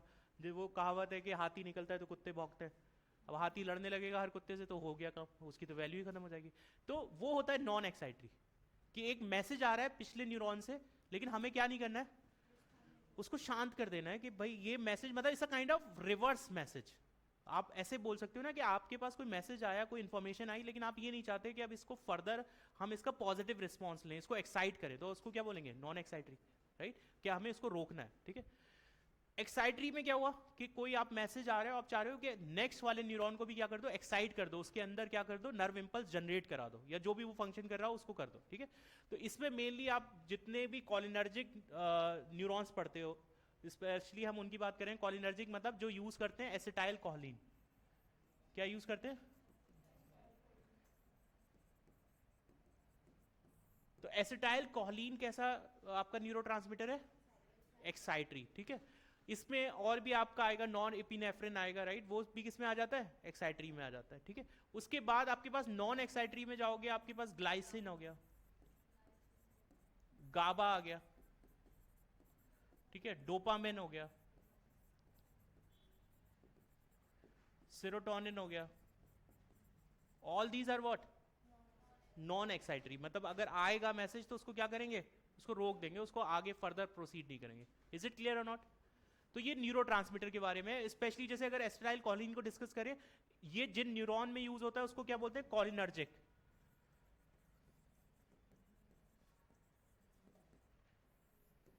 और एक एंजाइम होता है एसिटाइल कोलिनेस्ट्रेज, उसका फंक्शन क्या होता है, जैसे ही ये उस रिसेप्टर पे पोस्ट साइनेप्टिक मेम्ब्रेन पे जाके बाइंड कर रहा था ना ये न्यूरोट्रांसमीटर, बाइंड करते ही ये ब्रेक हो जाएगा, ठीक है, एसिटाइल और कोलिन में अलग अलग वो हो जाएगा, ब्रेक डाउन होके आप क्या करते हो, इसको रिसाइकिल करके कहाँ भेज देते हो, वापस प्री साइनेप्टिक मेम्ब्रेन में, वहां जाके ये फिर से एसिटाइल कोलिन बना लेता है। तो ऐसा नहीं है कि ये वेस्ट हो गया, आपने न्यूरोट्रांसमीटर रिलीज किया, पोस्ट साइनेप्टिक पे पहुंचा, और पहुंचने के बाद आपने क्या किया, ये जो आप देख रहे हो ये सारा रिलीज हो रहा है, फिर से ब्रेक डाउन होता है इसका, यहां ये यूज हो जाएगा, यूज होने के बाद ये फिर से क्या होगा, रिसाइकिल होगा, और फिर से किस में चला जाएगा, प्री साइनेप्टिक मेम्ब्रेन के अंदर जाके फिर से जाके क्या बना लेगा, एसिटाइल कोलिन बना लेगा। इज इट क्लियर और नॉट? आगे आ जाते हैं, अब बात करते हैं हमारे सेंट्रल नर्वस सिस्टम की। तो अभी तक हमने देखा नर्व कंडक्शन, ठीक है, और उससे पहले हमने एक क्लासिफिकेशन देखा था नर्वस सिस्टम का। नर्वस सिस्टम की क्लासिफिकेशन बता सकते हैं क्या क्या था उसमें, बताइए। सबसे पहले सीएनएस, सीएनएस के पार्ट क्या क्या होते थे, brain and spinal cord. Peripheral nervous system क्या होता है, सारे नर्व्स, मतलब जितने भी नर्व्स हैं सेंट्रल नर्वस सिस्टम को और पेरिफेरल, मतलब जो ब्रेन और स्पाइनल कॉर्ड है उसके जो आप कनेक्शंस बना रहे हो, जितनी भी वायरिंग है बॉडी की, उस सारी वायरिंग को आप क्या बोलते हो, पेरिफेरल नर्वस सिस्टम, राइट। तो आपके पास हो गया सीएनएस और पीएनएस। पीएनएस को आपने दो पार्ट पे डिवाइड किया, कौन कौन से, एक आप बोलते हो एफरेंट और दूसरा क्या बोलते हो, ईफ्रेंट। एफरेंट का मतलब क्या हो गया, कहां क्या करता है एफरेंट, टिश्यू टू कहां लेके आएगा, सीएनएस तक, मतलब सारे मैसेजेस को डिलीवर करेगा सेंट्रल नर्वस सिस्टम तक, उसको आप एक तरीके से सेंसरी भी बोलते हो, ठीक है। और उसके बाद आता है आपके पास ईफ्रंट, ऐसे सारे मैसेजेस जो आपको जो मतलब आपको डिसाइड करना है कि क्या करना है, तो वो सब किस में आएगा, ईफ्रंट में आएगा, ठीक है। अब ईफ्रंट से आप मुझे बताइए, ईफ्रंट भी दो टाइप का था, कौन कौन सा। अब हम बात करें बस मोटर न्यूरॉन की, इसके आगे का जो भी क्लासिफिकेशन आप देख रहे हो वो मोटर न्यूरॉन्स के लिए है, ये ध्यान रखना, क्योंकि आपने एफरेंट वाले में सेंसरी पढ़ लिए सारे, इससे आगे का जो डिवीजन आप पढ़ रहे हो दिस इज फॉर द कि सेंट्रल नर्वस सिस्टम को डिसाइड क्या करना है। पीएनएस जब अगर आप देखते हो कैसा था कि आपके पास जो नर्वस सिस्टम है, ये नर्वस सिस्टम के दो पार्ट थे, एक था सीएनएस और दूसरा था पीएनएस। पीएनएस को आपने दो पार्ट में डिवाइड कर दिया, एक हो गया एफरेंट और दूसरा क्या हो गया, ईफ्रंट। एफरेंट वाला कौन सा होता था, सेंसरी। इसका फंक्शन क्या है, सेंसरी आपको पता है, सेंस करना, इन्वायरमेंट की जितनी भी चीजें हैं उसको सेंस करना है, तो वो किसके थ्रू होता है, एफरेंट के थ्रू होता है। बाकी ईफ्रंट में क्या आ जाएगा, सारे मोटर आ जाएंगे, ठीक है। तो जो मोटर वाला है इसका फंक्शन क्या है, जो सीएनएस से जो इंफॉर्मेशन आपको भेजनी है rest of the body parts में, वो इंफॉर्मेशन आपको किसके थ्रू भेजनी है, ईफ्रंट के थ्रू भेजनी है। लेकिन ईफ्रंट में भी ये दो तरीके का है, कौन कौन सा, एक है सोमैटिक और दूसरा है ऑटोनॉमस। सोमैटिक कहां जाके कनेक्ट होता है, सोमैटिक का मतलब हो गया आपकी सोमा, मतलब बॉडी के साथ, आपके स्केलेटन के साथ जो भी मैसेज भेजने होंगे, सपोज मुझे अपना हाथ मूव कराना है तो किसके थ्रू भेजूंगा, ईफ्रंट के सोमैटिक वाले पार्ट के साथ, सोमैटिक मोटर न्यूरॉन के थ्रू। ये कहां चला जाएगा, हमें स्केलेटन को मूव कराना है तो ये यहां से जाएगा, तो ये सोमैटिक वाला हो गया, ठीक है। दूसरा है ऑटोनॉमस, अगर आपके इंटरनल बॉडी पार्ट्स में ऐसे पार्ट जो इनवॉलेंट्री है, अगर उनको आपको मूव कराना है या उसमें कोई मूवमेंट आपको चाहिए तो आप किसके थ्रू करोगे, ऑटोनॉमस के थ्रू। तो ऑटोनॉमस में मेनली क्या आ रहा है, न्यूरॉन्स, ऐसे न्यूरॉन्स जो मोटर है नेचर में। मोटर न्यूरॉन्स की बात करें ना, सेंसरी की बात तो नहीं कर रहे, सेंसरी तो सबके सेम है। सेंसरी का काम तो बस ये है कि इंफॉर्मेशन आपने ली और कहां तक पहुंचा दिया, सीएनएस तक पहुंचा दिया। लेकिन जो मोटर न्यूरॉन्स है उसमें है, क्योंकि अब आपने डिसाइड कर लिया ब्रेन में कि आपको फर्दर करना क्या है, अब उसको करने के लिए एक तो स्केलेटन सोमैटिक के पास चला गया, स्केलेटल के पास चला गया, और दूसरा किसके पास, ऑटोनॉमस। ऑटोनॉमस में भी अगर आपको कोई ऑर्गन कंट्रोल करना है तो ऐसा तो होगा नहीं कि उस ऑर्गन को बस एक ही कमांड दोगे। ऑटोमेटिक मोड में आपको किसी मशीन को डालना है तो उसमें दो कमांड तो दोगे ना, एक ऑन और एक ऑफ, राइट। तो यहां पर भी ऑटोनॉमिक में क्या होता है, एक होता है सिंपैथेटिक और दूसरा कैसा होता है, पैरासिम्पैथेटिक। सिंपैथेटिक वो वाला जो किसी भी आपकी जो इमरजेंसी सिचुएशन है उससे आपको बचा रहा है, और पैरासिम्पैथेटिक कैसा है, जो आपको वापस नॉर्मल सिचुएशन में लेके आ रहा है। मान लो आप कोई इमरजेंसी सिचुएशन में थे, आपके पीछे कुछ गुंडे पड़ गए, आप यहां से निकले, अब आप भागते जा रहे हो, उन्होंने आपको कूट दिया, वो इमरजेंसी सिचुएशन है, ठीक है। उसमें आपका क्या होगा, सिंपैथेटिक सिस्टम काम करेगा, हार्ट रेट बढ़ जाएगा, रेस्पिरेटरी रेट बढ़ जाएगा, भूख नहीं लगेगी, प्यास नहीं लगेगी, राइट। फिर आ गया पैरासिम्पैथेटिक। अब ऐसा नहीं है कि गुंडे पड़ गए, एक महीने तक तुम्हें भूख प्यास नहीं लग रही है, सांस बढ़ी है, सांसें तेज तेज चलती हैं, वो गुंडे पड़ने वाली बात नहीं है, वो हो सकता है तुम्हें कुछ और हो गया। तो ये सिंपैथेटिक है और दूसरा पैरासिम्पैथेटिक है। क्लियर हो गया, ठीक है। तो this is the whole system जो सेंट्रल नर्वस सिस्टम हम रख रहे हैं, और इस सीएनएस में मतलब ये पूरा नर्वस सिस्टम था। अब हम पढ़ने वाले हैं सेंट्रल नर्वस सिस्टम, जो क्या क्या है हमारे पास। सेंट्रल नर्वस सिस्टम मतलब we are going to talk about the brain and spinal cord, ठीक है। तो central nervous system is the one जो क्या कर रहा है, कमांड कर रहा है और कंट्रोल कर रहा है पूरे सिस्टम को। अगर हम देखें तो उसकी कमांड और कंट्रोल किसके पास है, सेंट्रल नर्वस सिस्टम के पास है। इसकी जो कवरिंग होती है उसको क्या बोलते हैं, मेनिंजेस बोलते हैं। इसका नाम है, बाहर वाली जो लेयर होगी उसको बोलते हैं ड्यूरा मैटर, अंदर वाली पाया मैटर। ड्यूरा मैटर का मतलब होता है हार्ड मदर, मतलब ये लैटिन वर्ड है जिसका मतलब है ड्यूरा मैटर, मतलब हार्ड मदर, ऐसी मदर जो बहुत स्ट्रिक्ट है, ठीक है। और पाया मैटर मतलब सॉफ्ट मदर, ठीक है। ये दोनों लैटिन वर्ड है, पाया और खोया, मतलब ड्यूरा मैटर और पाया मैटर। ड्यूरा मैटर मतलब हार्ड और पाया मैटर मतलब सॉफ्ट, राइट। तो ऑब्वियसली जब ये बोल रहे हैं कि ड्यूरा मैटर हार्ड है तो ये ड्यूरा मैटर कैसा होगा, हार्ड होगा, ठीक है। उसके बीच में एरेक्नॉइड लेयर होगी जो कैसी होती है, थिन होती है, ठीक है। ये डायरेक्टली अगर आप देखो कनेक्शन में किससे होती है, स्कल से होती है, और ये किससे कनेक्शन में होगी, ब्रेन से होगी, जो इनर पार्ट आप जो कॉर्टेक्स का देखते हो, ठीक है। कितना क्लियर हो गया, कौन सी लेयर है, मेनिंजेस है। इसमें एक डिजीज हो जाती है जिसको बोलते हैं मेनिंजाइटिस, ठीक है। निजेरिया करके आपका इन्फेक्शन हो सकता है, ठीक है। तो उससे आपकी क्या हो जाता है, मेनिंजेस में बैक्टीरियल इन्फेक्शन हो जाता है, उससे काफी सारी प्रॉब्लम हो सकती है। तो मेनिंजेस का इन्फेक्शन होता है जिसको बोलते हैं मेनिंजाइटिस, राइट, बहुत कॉमन है। तो लेयर्स क्लियर हो गई बच्चे, कौन कौन सी लेयर, ड्यूरा, एरेक्नॉइड एंड पाया। कौन सी ब्रेन के सबसे क्लोज है, पाया मैटर। दूर कौन सी है, ठीक है। और जो हार्ड लेयर कौन सी है इसमें से, ड्यूरा मैटर, ठीक है। उसके बाद अगर आप डिवीजन देखेंगे तो जो ब्रेन होता है उसके डिवीजन आप कैसे करते हो, एक आप बोलते हो फोर ब्रेन है, दूसरा मिड ब्रेन है, तीसरा हाइंड ब्रेन है। ब्रेन के आपने तीन पार्ट किए, fore brain, mid brain and hind brain. Fore brain में आप बोल रहे हो सेरेब्रम, थैलेमस, हाइपोथैलेमस, एनसीईआरटी ऐसे बोल रहा है, ठीक है। बाकी आप देखोगे तो ऐसे भी बोल दिया गया है कि सेरेब्रम है और डाइंसीफ्लॉन है, ठीक है। अगर आप देखें तो कई जगह आपको ऐसा भी मिलेगा कि सेरेब्रम लिखा है, उसके साथ क्या लिखा है, डाइंसीफ्लॉन लिखा है। तो डाइंसीफ्लॉन फोर ब्रेन का पीछे वाला पार्ट, मतलब उसमें आपकी तीन चीजें आ जाती हैं। फिर थैलेमस के साथ इसको आप बोल सकते हो इपीथैलेमस, एक और होता है। थैलेमस के ऊपर एक और चीज होती है, उसको क्या बोलते हैं, एपीथैलेमस। ये वाला पार्ट जो कॉर्पस कैलोसम के नीचे जो सबसे ऊपर आता है, जो इसकी रूफ होती है, जो आप देख रहे हो थैलेमस, ये पार्ट थैलेमस आपको दिख रहा है, इसके ऊपर की जो रूफ होती है उसको क्या बोलते हैं, एपीथैलेमस बोलते हैं, ठीक है। तो आपके पास पहले तो डिवीजन आप समझ लो, जो ब्रेन का पार्ट है उसके कितने पार्ट, तीन part, fore brain, mid brain and hind brain. Fore brain में आपके पास है एक सेरेब्रम, बेलम नहीं, क्या है, ब्रम। ये क्या है, थैलेमस एंड हाइपोथैलेमस। अब इसमें क्या क्या चीजें होती है, थैलेमस आप याद रखो, थैलेमस के एक ऊपर अगर कुछ होगा तो उसको क्या बोलेंगे, एपीथैलेमस। उसके नीचे अगर कुछ होगा तो क्या बोलेंगे, हाइपोथैलेमस। इतना पार्ट क्लियर है।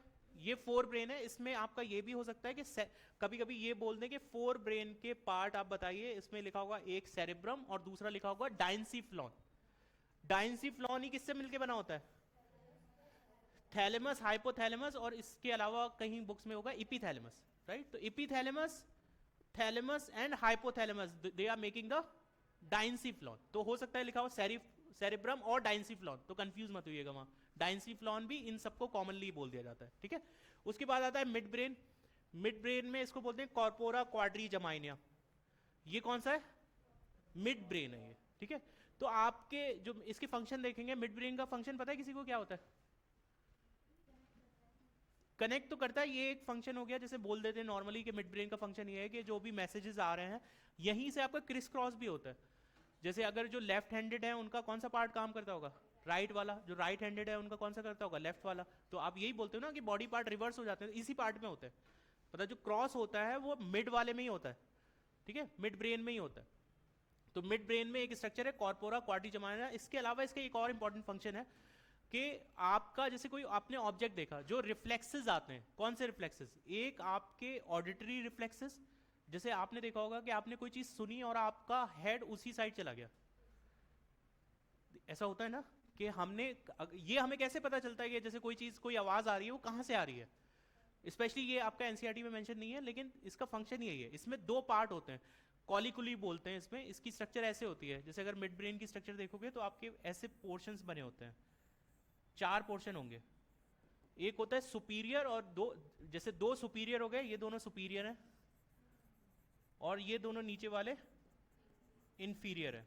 तो सुपीरियर वाले का फंक्शन आपका है विजन से, जो विजन के रिफ्लेक्सेस हैं, आपको अगर आप विजन के जितने भी रिफ्लेक्सेस आपके, जैसे हेड और आई का कोऑर्डिनेशन, कि आपको किसी ऑब्जेक्ट को देखना है तो हेड को कितना मूव कराना है, देखना नहीं, फर्क है दोनों में। आप ये समझिए, हम रिफ्लेक्सेस की बात कर रहे हैं कि अगर आप किसी ऑब्जेक्ट को आपको देखना है, अगर हेड आपका प्रॉपर मूव ना करे, ठीक है, सपोज मुझे उधर देखना है, अब मेरा हेड ये कहने दे कि मुझे देखना तो उधर है, लेकिन हेड बोल दे भाई मैं नहीं होऊंगा, तो आइज तो बस ऐसे ही देखती रहेंगी ना, तुम जिंदगी भर ऐसे थोड़ी देखोगे। तो वो सारा काम कौन कराता है, मिड ब्रेन कराता है, ठीक है। मिड ब्रेन में स्पेशली ये आपका पीछे से स्ट्रक्चर देखेगी, फ्रंट में नहीं देखेगी। अगर आप ये देखो तो ये स्ट्रक्चर ऐसे होती है, फ्रंट से तो फ्लैट होगी, इसको पेडेंकल बोलते हैं फ्रंट वाले पार्ट को, और पीछे अगर आप इसके जाओगे, जैसे अगर मेरे हेड का, मिड ब्रेन का पीछे से पार्ट देखा जाएगा तो उसके 4 पीसेस दिखेंगे ऐसे मिड ब्रेन के अंदर, लेकिन फ्रंट से बिल्कुल फ्लैट होगा, कुछ नहीं दिखाई देगा, उसको पेडंकल बोल देते हैं, ठीक है। वो वाला पार्ट इन्वॉल्व है कम्युनिकेशन करने में, क्योंकि मिड ब्रेन का मेनली हमें फंक्शन ये बताया जाता है कि इसका फंक्शन है इंफॉर्मेशन को क्या करना, हाइंड ब्रेन से कहां पहुंचाना, फोर ब्रेन में पहुंचाना। सिंपल है, पता भी होना चाहिए कि भाई मिड में है, इसका काम यही होगा कि इंफॉर्मेशन को रिले कर रहा है, सर रिले पार्ट जो एक जगह से दूसरी जगह इंफॉर्मेशन को पहुंचा रहा है, ठीक है। लेकिन इसके अलावा भी इसके फंक्शन होते हैं, मेनली आप ये याद रख सकते हो किन दो चीजों में इन्वॉल्व है, एक तो विजन के रिफ्लेक्सेस में और दूसरे ऑडिटरी रिफ्लेक्सेस में। ऑडिटरी रिफ्लेक्सेस आपने कहीं से कुछ सुना और आप उधर साइड ही टिल्ट कर गए, उधर साइड आपके स्पेशली जो हेड की मसल्स हैं वो मूव करने लगती हैं, उधर साइड ही जिधर साइड से आप साउंड सुनोगे, तो स्पेशली इसमें मिड ब्रेन इन्वॉल्व है। फिर आ जाता है हाइंड ब्रेन। हाइंड ब्रेन में आपके पास पॉन्स, मेडुला एंड सेरिबेलम। कौन हो गया ये, पीसीएम हो गया। अगर आप सीक्वेंस वाइज देखोगे तो सबसे पहले पॉन्स आता है, पीछे के साइड ये सेरिबेलम, ये ब्रेन का सेकंड लार्जेस्ट पार्ट है। पहला कौन सा है, सेरेब्रम, पहला सेरेब्रम है। सेकंड लार्जेस्ट पार्ट कौन सा है, सेरिबेलम। तो अगर आप देखो पीसीएम आपको पता है, फिजिक्स केमिस्ट्री मैथ, राइट। तो ये क्या है, पॉन्स, सेरिबेलम एंड मेडुला। इसमें आपने देखा होगा कि ऐसे एक ट्रंक आ रहा है, ठीक है, यहां आपके पास पॉन्स हो गया, यहां मेडुला हो गया, और इसके पीछे ये जो स्ट्रक्चर होती है वो क्या है, सेरिबेलम है। तो अगर सीक्वेंस वाइज देखोगे तो आप ऐसे आओगे, पीसीएम, ठीक है। ये नहीं कि पॉन्स के नीचे मेडुला है, तो पहले सेरिबेलम भी तो पड़ रहा है पीछे हाइंड ब्रेन में। तो हाइंड ब्रेन के कितने पार्ट हो गए, 3 part, pons, medulla and cerebellum. 4 brain के कितने पार्ट, कौन कौन से, सेरेब्रम, थैलेमस, हाइपोथैलेमस। अगर दूसरे तरीके से दे रखा होगा तो क्या दे रखा होगा, डाइंसिफ्लॉन दे रखा होगा, ठीक है। चलो अब देख लेते हैं, ये है वो स्ट्रक्चर जिसने कोराम काट रखा है इस पूरी दुनिया में, ठीक है। तो ये जो पार्ट आप देख रहे हो, दिस इज लाइक कि आपने उसको हाफ कट कर दिया, मतलब अगर मेरे ब्रेन को यहाँ से आप कट कर दो हाफ, और उसके बाद मैं फिर ऐसे खड़ा हो जाऊँ, ठीक है, किसी को गुस्सा आ जाए और वो यहाँ से कट कर दे ऐसे, और फिर मुझे ऐसे दिखाए साइड में करके, तो ये वही विजन वहाँ वो देख सकते हो। मतलब मैं ऐसे नहीं खड़ा हूँ अभी, ऐसे खड़ा हूँ, हाँ ये राइट है, आप यहाँ से मुझे कट करिए, और उसके बाद जो पोर्शन दिखेगा हाफ, मतलब दो, ये इस तरीके से होता है, मतलब आपके जो सेरेब्रल हेमिस्फीयर होते हैं, 2 सेरेब्रल हेमिस्फीयर ऐसे होते हैं, जैसे आप ये देख रहे हो, ठीक है, फिस्ट, इन दोनों को आप कनेक्ट कर दो, तो ये हाफ पार्ट आप देख रहे हो अभी ऐसे, ठीक है, इज इट क्लियर और नॉट? ठीक है, ये आपका एक सेरेब्रल हेमिस्फीयर है, ठीक है। इस सेरेब्रल हेमिस्फीयर में आप सबकी लोकेशन देख लो, सबसे ऊपर वाला पार्ट आप ये जो देख रहे हो, what this structure is cerebrum. इसका जो ये वाला पार्ट है इसको क्या बोलते हैं? सेरेब्रल कॉर्टेक्स, ठीक है। ये ऊपर की लेयर है, इसमें आपको डिप्रेशन होंगे, ग्रूव्स होंगे, जिसको गायरी एंड सल्सी बोलते हैं, ठीक है। उसके बाद आपके पास ये जो पार्ट, जैसे मैंने बोला कि ये दो सेरेब्रल हेमिस्फीयर होते हैं और इनको एक नॉन नर्वस पार्ट क्या कर रहा होता है? कनेक्ट कर रहा होता है। उसको क्या बोलते हैं? Corpus callosum. तो कॉर्पस कैलोसम किस किस को कनेक्ट कर रहा है? दो सेरेब्रल हेमिस्फीयर को पकड़ के जो रखता है, कनेक्ट करके जो रखता है, उस स्ट्रक्चर का नाम क्या है? ये जो स्ट्रक्चर आप यहां देख रहे हो, this one is what? Corpus callosum. Corpus callosum cerebral hemisphere को कनेक्ट करके रखता है। उसके नीचे आप ये स्ट्रक्चर ब्लू वाली जो देख रहे हो, this what this structure is? बताइए जल्दी से। ये जो स्ट्रक्चर आप यहां देख रहे हो, सबसे पहले इसमें कौन सी स्ट्रक्चर आएगी? एपिथैलेमस। कौन सा आएगा बच्चे? एपिथैलेमस। एपिथैलेमस के बाद जो स्ट्रक्चर है वो थैलेमस, और नीचे वाला पार्ट क्या हो जाएगा? हाइपोथैलेमस। हाइपोथैलेमस ये मार्क्ड है ऑलरेडी, हाइपोथैलेमस। हाइपोथैलेमस से ही तो क्या निकलता है? पिट्यूटरी ग्लैंड आती है, आप देखते हो पोस्टीरियर लोब में खुल रहा होता है उसके, ठीक है। न्यूरोसेंसरी सेल्स होते हैं, ठीक है। न्यूरोसिक्रिटरी सेल्स होते हैं जो क्या करते हैं? हार्मोन बनाते हैं। क्या नाम बता सकते हैं कुछ हार्मोन का जो न्यूरोसिक्रिटरी हार्मोन हो, पोस्टीरियर ग्लैंड में रिलीज होते हो पिट्यूटरी के? बताइए। ऑक्सीटोसिन। क्या नाम होता है दूसरा ऑक्सीटोसिन का? ऑक्सीटोसिन का क्या फंक्शन होता है, क्या करता है? बताइए। ऑक्सीटोसिन क्या फंक्शन करता है? कॉन्ट्रेक्शन ऑफ स्मूथ मसल्स, ठीक है। तो ऑक्सीटोसिन का स्पेशली जब चाइल्ड बर्थ होती है तो उस टाइम पे भी आप ऑक्सीटोसिन के इंजेक्शंस देते हो, राइट। और ये इंजेक्शंस इंपॉर्टेंट होते हैं किस लिए? कि जिससे इजी बर्थ हो जाए। स्पेशली जैसे आप देखते हो कि अभी जो कमर्शियल प्रोडक्शन हो रहा है, जो मिल्क का, अच्छा इस हार्मोन का क्या रोल है मिल्क के सिक्रीशन में या प्रोडक्शन में? किस चीज में इन्वॉल्व है ये? सिंथेसिस में कि रिलीज में? ये हार्मोन सिंथेसिस में इन्वॉल्व है कि रिलीज में इन्वॉल्व है? बताओ, जोर से बोलो। ये रिलीज में इन्वॉल्व है। अगर ये ऑक्सीटोसिन का, इसीलिए क्या होता है कि जैसे अभी आपने देखा होगा, बहुत कॉमन प्रॉब्लम ये है कि अभी के जो जितने भी मदर्स होते हैं वो ब्रेस्ट फीड नहीं कराते, क्योंकि उनका ये क्या होता है कि मिल्क का सिक्रीशन नहीं होता। बहुत कॉमन है, आज की डेट में सबसे ज्यादा कॉमन है, इसलिए सारे बच्चे डब्बे वाला दूध पी रहे हैं। तो आप इस टाइम पे वो डायलॉग भी नहीं बोल सकते कि आपने माँ का दूध पिया है कि नहीं पिया। वो वाला अब बहुत कॉमन है, क्योंकि वो बच्चा बोल देगा बड़े होके कि मैंने नहीं पिया, मैंने तो लैक्टोजन पिया था, लैक्टोजन 1 2 3। द रीजन इज क्योंकि आपने ऑलरेडी क्या किया कि for the easy going process उसमें आपको क्या देना होता है? इंजेक्शन आप दे देते हो ऑक्सीटोसिन के। जैसे आपने इंजेक्शन दिए, नहीं पेन हुआ, उसके बाद आप सिजेरियन के लिए चले गए, सी सेक्शन करा दिया। सी सेक्शन के केस में अब ऑक्सीटोसिन प्रॉपर तो रिलीज हुआ नहीं नेचुरली। जब वो रिलीज नहीं हुआ तो उसका फंक्शन बस इतना नहीं है कि वो स्मूथ मसल कॉन्ट्रेक्शन बस चाइल्ड बर्थ में हेल्प कर रहा है, उसका सेकंड फंक्शन ये भी है कि वो मिल्क रिलीज में भी हेल्प कराएगा। तो आप ये सोचिए कि ऐसे जितने भी सी सेक्शन हो रहे होंगे वहां क्या मिल्क रिलीज होगा? फिर हो भी सकता है कि अगर आप डॉक्टर कुछ और भी चीजें दे, लेकिन आप बाहर से कोई भी चीज प्रेफर यही करें कि अपनी बॉडी के सिस्टम को ऐसी चीजें आर्टिफिशियली ना दें। तो उस केस में क्या होता है? मिल्क रिलीज नहीं होता।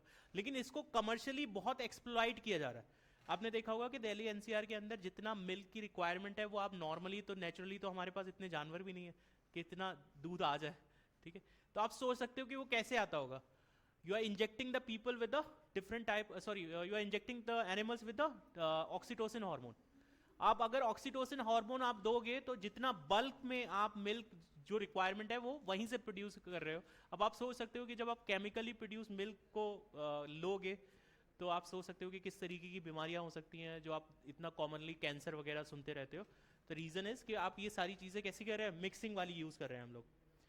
तो कॉर्पस कैलोसम हो गया, उसमें फिर हम बात कर रहे थे, नेक्स्ट पार्ट आ गया था डाइंसिफ्लॉन का, जिसमें आपके पास क्या है? Epithalamus, thalamus and hypothalamus, right. उसके बाद हम आ गए मिड ब्रेन में। तो आपके पास ये वाला पोर्शन आप देख रहे हो, दैट्स अ मिड ब्रेन, ठीक है।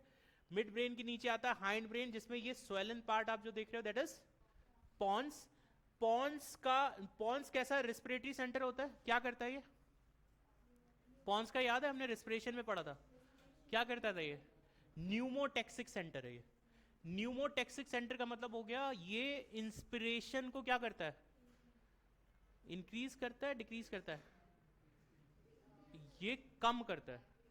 इंस्पिरेशन के रेट को, इंस्पिरेशन की जो लेंथ है उसको कम कर देता है। अगर उसको कम कर देगा तो आपके ब्रीदिंग के रेट को इनडायरेक्टली कम कर देगा, राइट। तो ये फंक्शन किसका होता है, पॉन्स का होता है, स्पेशली ब्रीदिंग के रेट को कम करने की वो करता है, ठीक है। तो ये पॉन्स का फंक्शन है। उसके बाद आप देखते हो हाइंड ब्रेन में और क्या आ रहा है, सेरिबेलम, ठीक है, और क्या आ रहा है, मेडुला, राइट।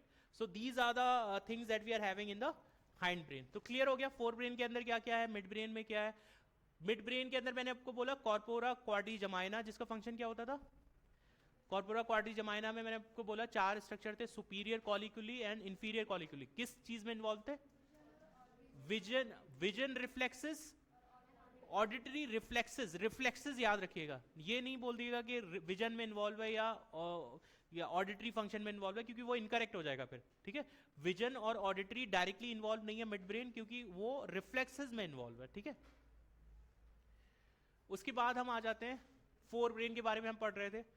सेरिब्रम में देखें, so is the major part of the brain. Longitudinally आप कैसे कर रहे हो, एक क्लेफ्ट है जो लॉन्गिट्यूडनली इसको क्या कर रहा है, डिवाइड कर रहा है। अभी कोई क्वेश्चन दिखा रहे थे, आप ही दिखा रहे थे ना, तो लॉन्गिट्यूडनली कर रहा है बच्चे ये, ठीक है। Longitudinally right and left hemi cerebral hemisphere में डिवाइड करता है, और स्ट्रक्चर का नाम क्या होता है, कॉर्पस कैलोसम। ये अभी हमने देख लिया था कौन सी स्ट्रक्चर है, ये सेरेब्रल हेमिस्फीयर है। अगर सपोज मैं इसके बीच में ये पेन लगा देता हूँ, तो ये मान लो कि इस स्ट्रक्चर से कनेक्ट है, ये पेन से, तो ये वाली स्ट्रक्चर दो सेरेब्रल हेमिस्फीयर को कनेक्ट करके रख रहा है, तो उसको कॉर्पस कैलोसम बोल रहे हैं। उसके बाद thalamus is a major coordinating centre for sensory and motor signalling. आपका जो थैलेमस वाला पार्ट है, आपके जो मोटर और सेंसरी जितने भी सिग्नलिंग आप करते हो वो किसके थ्रू जाएगी, थैलेमस। क्योंकि आप ये देखिए कि अगर ये ब्रेन है, ठीक है, तो ये थैलेमस के ऊपर ऐसे कवर रहता है। अगर आप देखेंगे दोनों सेरेब्रल हेमिस्फीयर अगर एक पूरा स्फीयर बना ले, तो ये स्फीयर किसके ऊपर लाई कर रहा है, थैलेमस के ऊपर कर रहे हैं ना। थैलेमस के दो पार्ट है, उसका रूफ होता है एपिथैलेमस, बेस क्या होता है, हाइपोथैलेमस, राइट। तो ये आपका ब्रेन है, उसके ऊपर ये थैलेमस है। इसका फंक्शन क्या होगा, जो मोटर और सेंसरी जितनी भी सिग्नलिंग है वो किसके थ्रू जा रही होगी, थैलेमस के थ्रू जा रही होगी ना। सो ये किस में इन्वॉल्व होता है, सेंसरी और मोटर सिग्नलिंग में इन्वॉल्व होता है। उसके बाद हाइपोथैलेमस कहाँ होता है, at the base of thalamus. इसमें अगर आप देखोगे तो ये तीन चीजें करता है, body temperature, urge for eating और ड्रिंकिंग, राइट। तो जो बैड पीपल होते हैं वो क्या करते हैं, मतलब या ये भी बोल सकते हो जो बदतमीज लोग होते हैं, उन कहीं भी शादी में घुस जाते हैं और क्या करते हैं, बहुत अच्छे से खाते हैं और बहुत अच्छे से पीते हैं, ठीक है। तो वही वाला फंक्शन है, बैड से याद कर लो। मतलब हाइपोथैलेमस का फंक्शन क्या है कि बॉडी टेम्परेचर को रेगुलेट करेगा और किसको रेगुलेट करेगा, अर्ज ऑफ ईटिंग एंड ड्रिंकिंग। तो हाइपोथैलेमस के फंक्शन बहुत ज्यादा पूछे जाते हैं आपसे डायरेक्टली इनडायरेक्टली, तो उसको याद रखिएगा कि ये इन्वॉल्व है एक बॉडी टेम्परेचर के अंदर, दूसरा अर्ज ऑफ ईटिंग एंड ड्रिंकिंग, ठीक है। उसके बाद आता है न्यूरोसिक्रेटरी सेल्स भी होते हैं जो क्या रिलीज करते हैं, हार्मोन, जो मैंने आपको बताया था अभी। न्यूरोसिक्रेटरी सेल्स का जो हार्मोन्स रिलीज हो रहे थे, न्यूरोसिक्रेटरी सेल से जो हार्मोन रिलीज होते हैं स्पेशली, एक आपने ऑक्सीटोसिन पढ़ा, दूसरा होता है एडीएच। एडीएच का दूसरा नाम क्या था, वैसोप्रेसिन। ये कहां जाके काम कर रहा था, डीसीटी पे। क्या कर रहा था डीसीटी में, अगर कोई पर्सन है जिसके अंदर एडीएच का सिक्रीशन कम हो रहा है, उसका यूरिन कॉन्सेंट्रेटेड होगा या डाइल्यूट होगा, डाइल्यूट होगा, क्योंकि एडीएच का सिक्रीशन कम हो रहा है तो वाटर का एब्जॉर्प्शन कम होगा, ठीक है। अच्छा एक चीज मुझे बताइए, रास सिस्टम पढ़ा था हमने, ठीक है, क्या फुल फॉर्म था उसका, ठीक है, रेनिन एंजियोटेंसिन, ठीक है। तो जो रेनिन पे भी अभी एक क्वेश्चन था, रेनिन जो होता है वो रिलीज हो रहा है किससे, कौन सी सेल से, जे जीजा जी सेल से, राइट। तो वो सेल से जब रिलीज होता है तो वो क्या करता है, उससे फिर क्या होगा, रेनिन रिलीज हुआ, रेनिन का क्या फंक्शन है, क्या कर रहा था रेनिन, उससे पहले भी तो कुछ कर रहा था ना। रेनिन रिलीज होके कहां जाता है, क्या करता है, किसी को याद नहीं रहा मैकेनिज्म। तीन सिस्टम थे ना रेगुलेशन, आप कैसे कर रहे थे, किडनी से जो बन रहा था पूरा, आपके पास एक तो आपने एक एएनएफ का फैक्टर था, ठीक है, एक एडीएच था, ठीक है, और बीच में आपने रास पढ़ा, जेजीए एपरेटस पढ़ा, ठीक है। जेजीए से अब क्या क्या निकलता है, रेनिन निकलता है। रेनिन किस पे काम करता है, एंजियोटेंसिनोजन से 2 बनाएगा, ठीक है। अब एंजियोटेंसिन 2 जो है, एंजियोटेंसिन 2 है, वो क्या करता है, वैसो कंस्ट्रिक्शन करता है। कंस्ट्रिक्शन करने से ब्लड प्रेशर क्या करता है, वो बढ़ा के, क्योंकि जीएफआर कम होता है। आप देखते हो रास कब एक्टिवेट होता है, तब एक्टिवेट होता है जब किडनी से फिल्ट्रेशन का रेट कितना कम हो जाए, 125 ml पर मिनट जो आप कर रहे थे, जो जीएफआर का रेट था, अगर उससे कम होगा तो क्या एक्टिवेट हो जाएगा, ये रास का सिस्टम एक्टिवेट हो जाएगा। Is it clear?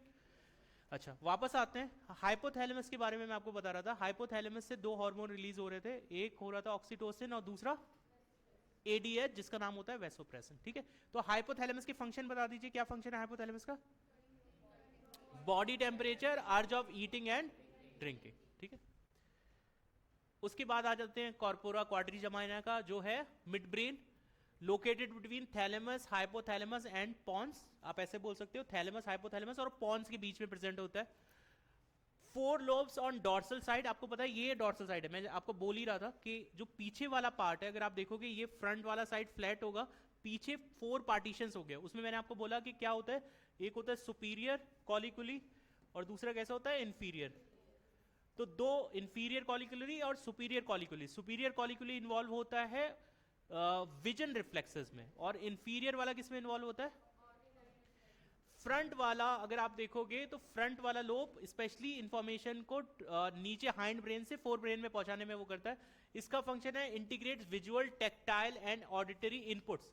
अगर जो लिटरली मैंने आपको बोला था कि रिफ्लेक्सेस है, ये वही चीज बोलना चाह रहे हैं कि इट इंटीग्रेट्स विजुअल, टेक्टाइल और ऑडिटरी इनपुट्स। जो आपके पास इनपुट्स आए उनको आपने कोऑर्डिनेट किया, उसके अकॉर्डिंग आप रिस्पॉन्ड करोगे।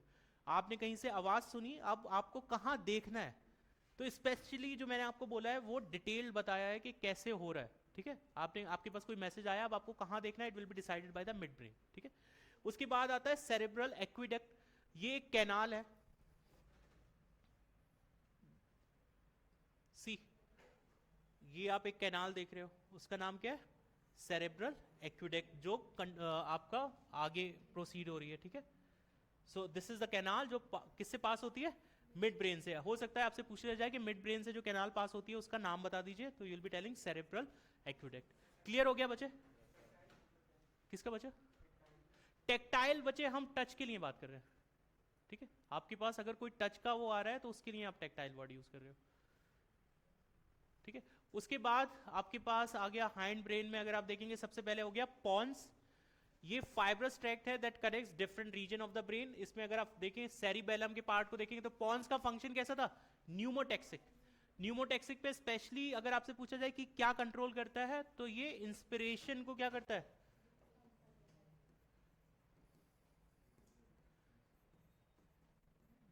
डिक्रीज करेगा इंस्पिरेशन को। ठीक है, जो इंस्पिरेटरी जो वॉल्यूम है आप जो ले रहे हो उसको डिक्रीज करता है, तो रिस्पिरेशन के रेट को कम करता है। फिर आता है cerebellum, convoluted surface to provide more space for neurons, और इसमें आपके पास क्या करता है, coordinate and integrate information receive from auditory system and as well as from the semi circular canals. आप सबको पता है कि सेरिबेलम एक ऐसा पार्ट है ब्रेन का जो क्या करता है, किसमें हेल्प करता है, बैलेंसिंग में। ठीक है, ये वॉलंटरी है कि इनवॉलंटरी है? सबसे बड़ी बात इनवॉलंटरी है,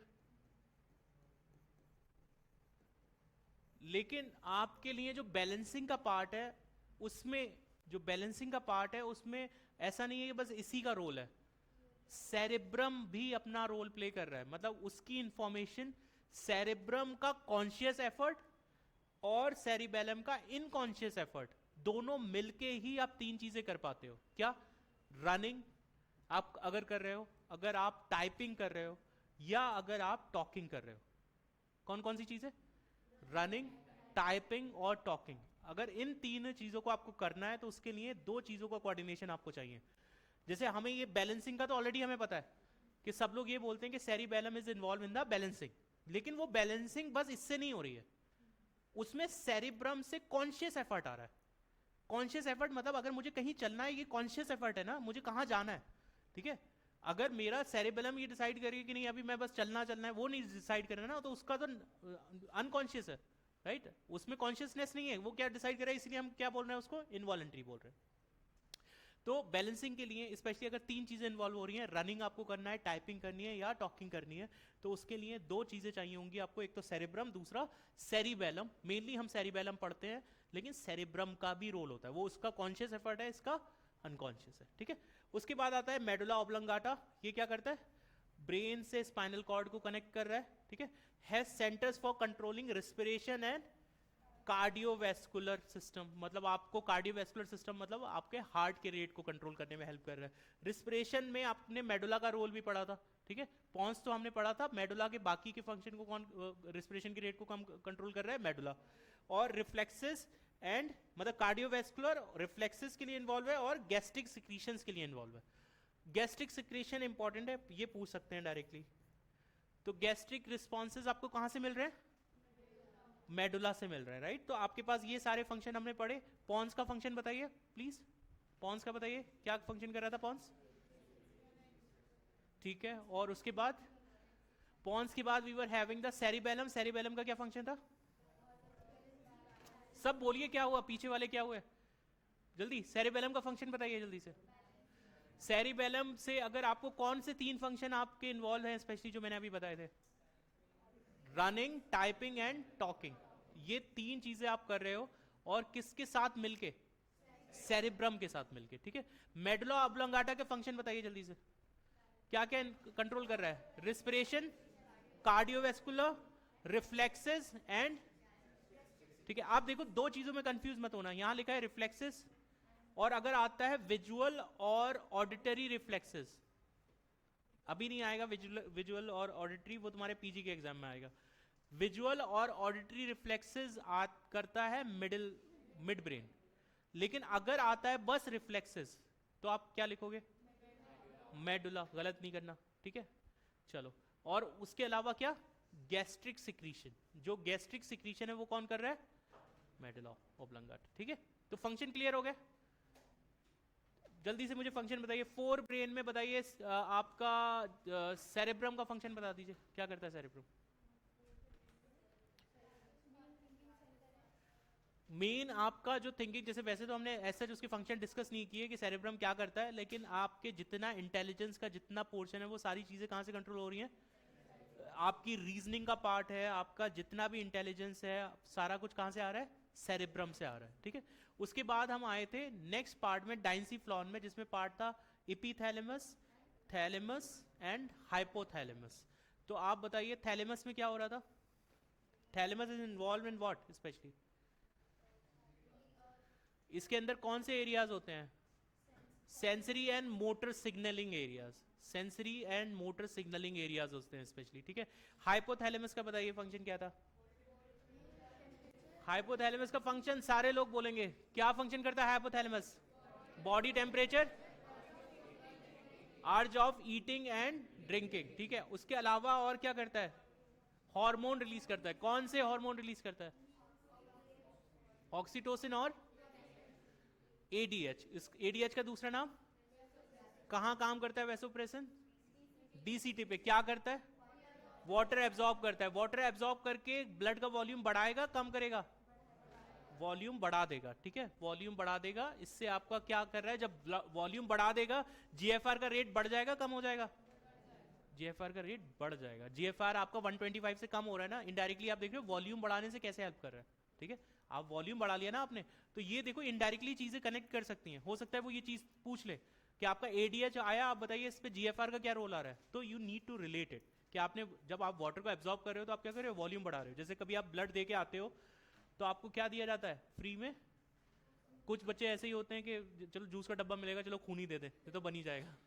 ऐसा तो नहीं है कोई हमारे यहाँ, मेरे हॉस्टल में थे बच्चे ऐसे जो बेचारे ट्रायल में भी चले जाते थे ड्रग के, और फिर सूझ के आते थे काफी दिन बाद।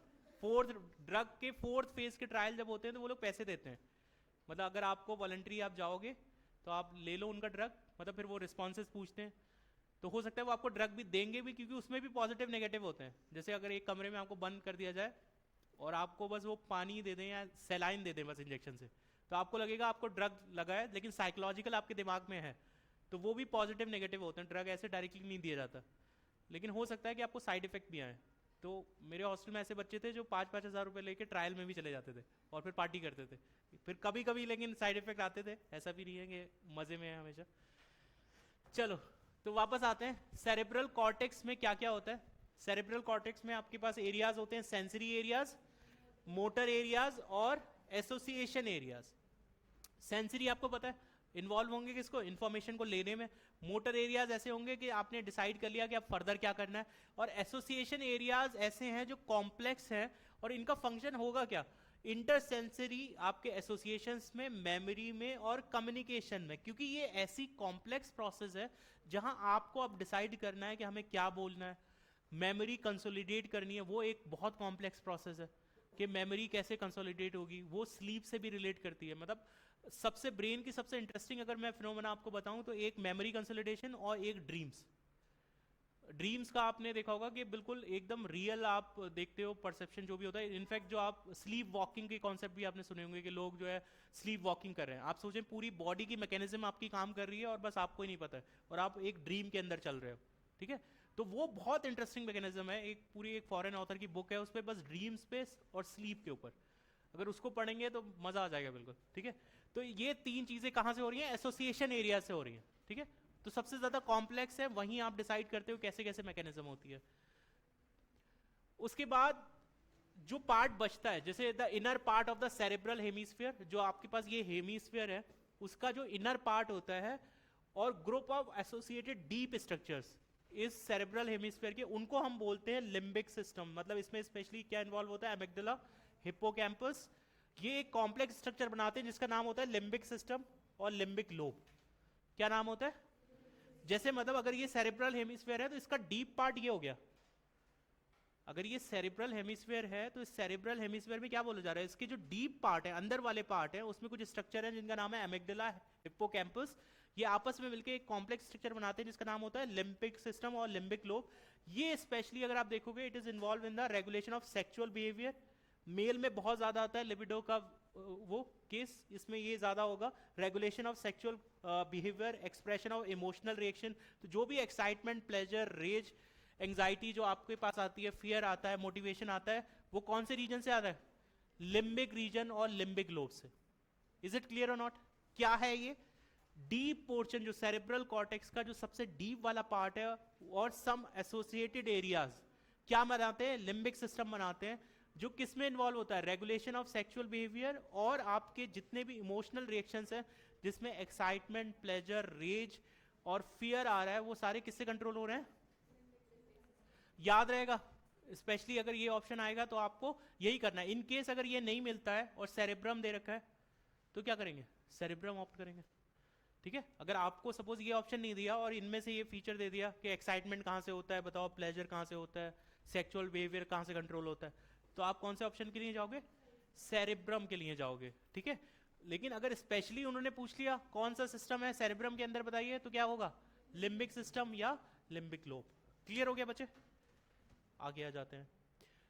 ये सारे हैं बेसिक फंक्शन जो स्पेशली ब्रेन करता है, सारी चीजें कंट्रोल करता है। आपको पता ही है, voluntary movements, balance of the body, functioning of the vital organs, thermoregulation. Thermoregulation कौन कर रहा था, थर्मोरेगुलेशन कहां से होता है, हाइपोथैलेमस से होता है। तो बॉडी टेम्परेचर या थर्मोरेगुलेशन किससे हो रहा है, यहां से हो रहा है। अच्छा, जब फीवर आता है तो फीवर के टाइम पे आपने देखा होगा किसी को टेस्ट नहीं आता, क्यों होता है ऐसा, देखा है। जैसे तबीयत आपकी खराब हुई, आपको फीवर आ गया, उस टाइम पे आप कुछ चीजें खा रहे होगे तो टेस्ट आना बंद हो जाता है, क्यों होता है ऐसा, अगर कुछ खाया टेस्ट नहीं आ रहा है।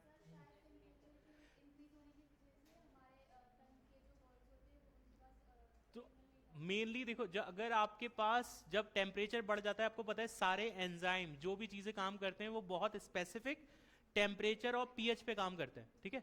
तो जब आपको फीवर आ जाता है तो आपका बॉडी टेम्परेचर चेंज हो जाता है, उससे जैसे सपोज सलाइवरी अमाइलेज है, ठीक है। अब कार्बोहाइड्रेट में आपको पता है स्टार्च का तो टेस्ट आएगा नहीं जब तक वो माल्टोज ना बनाए।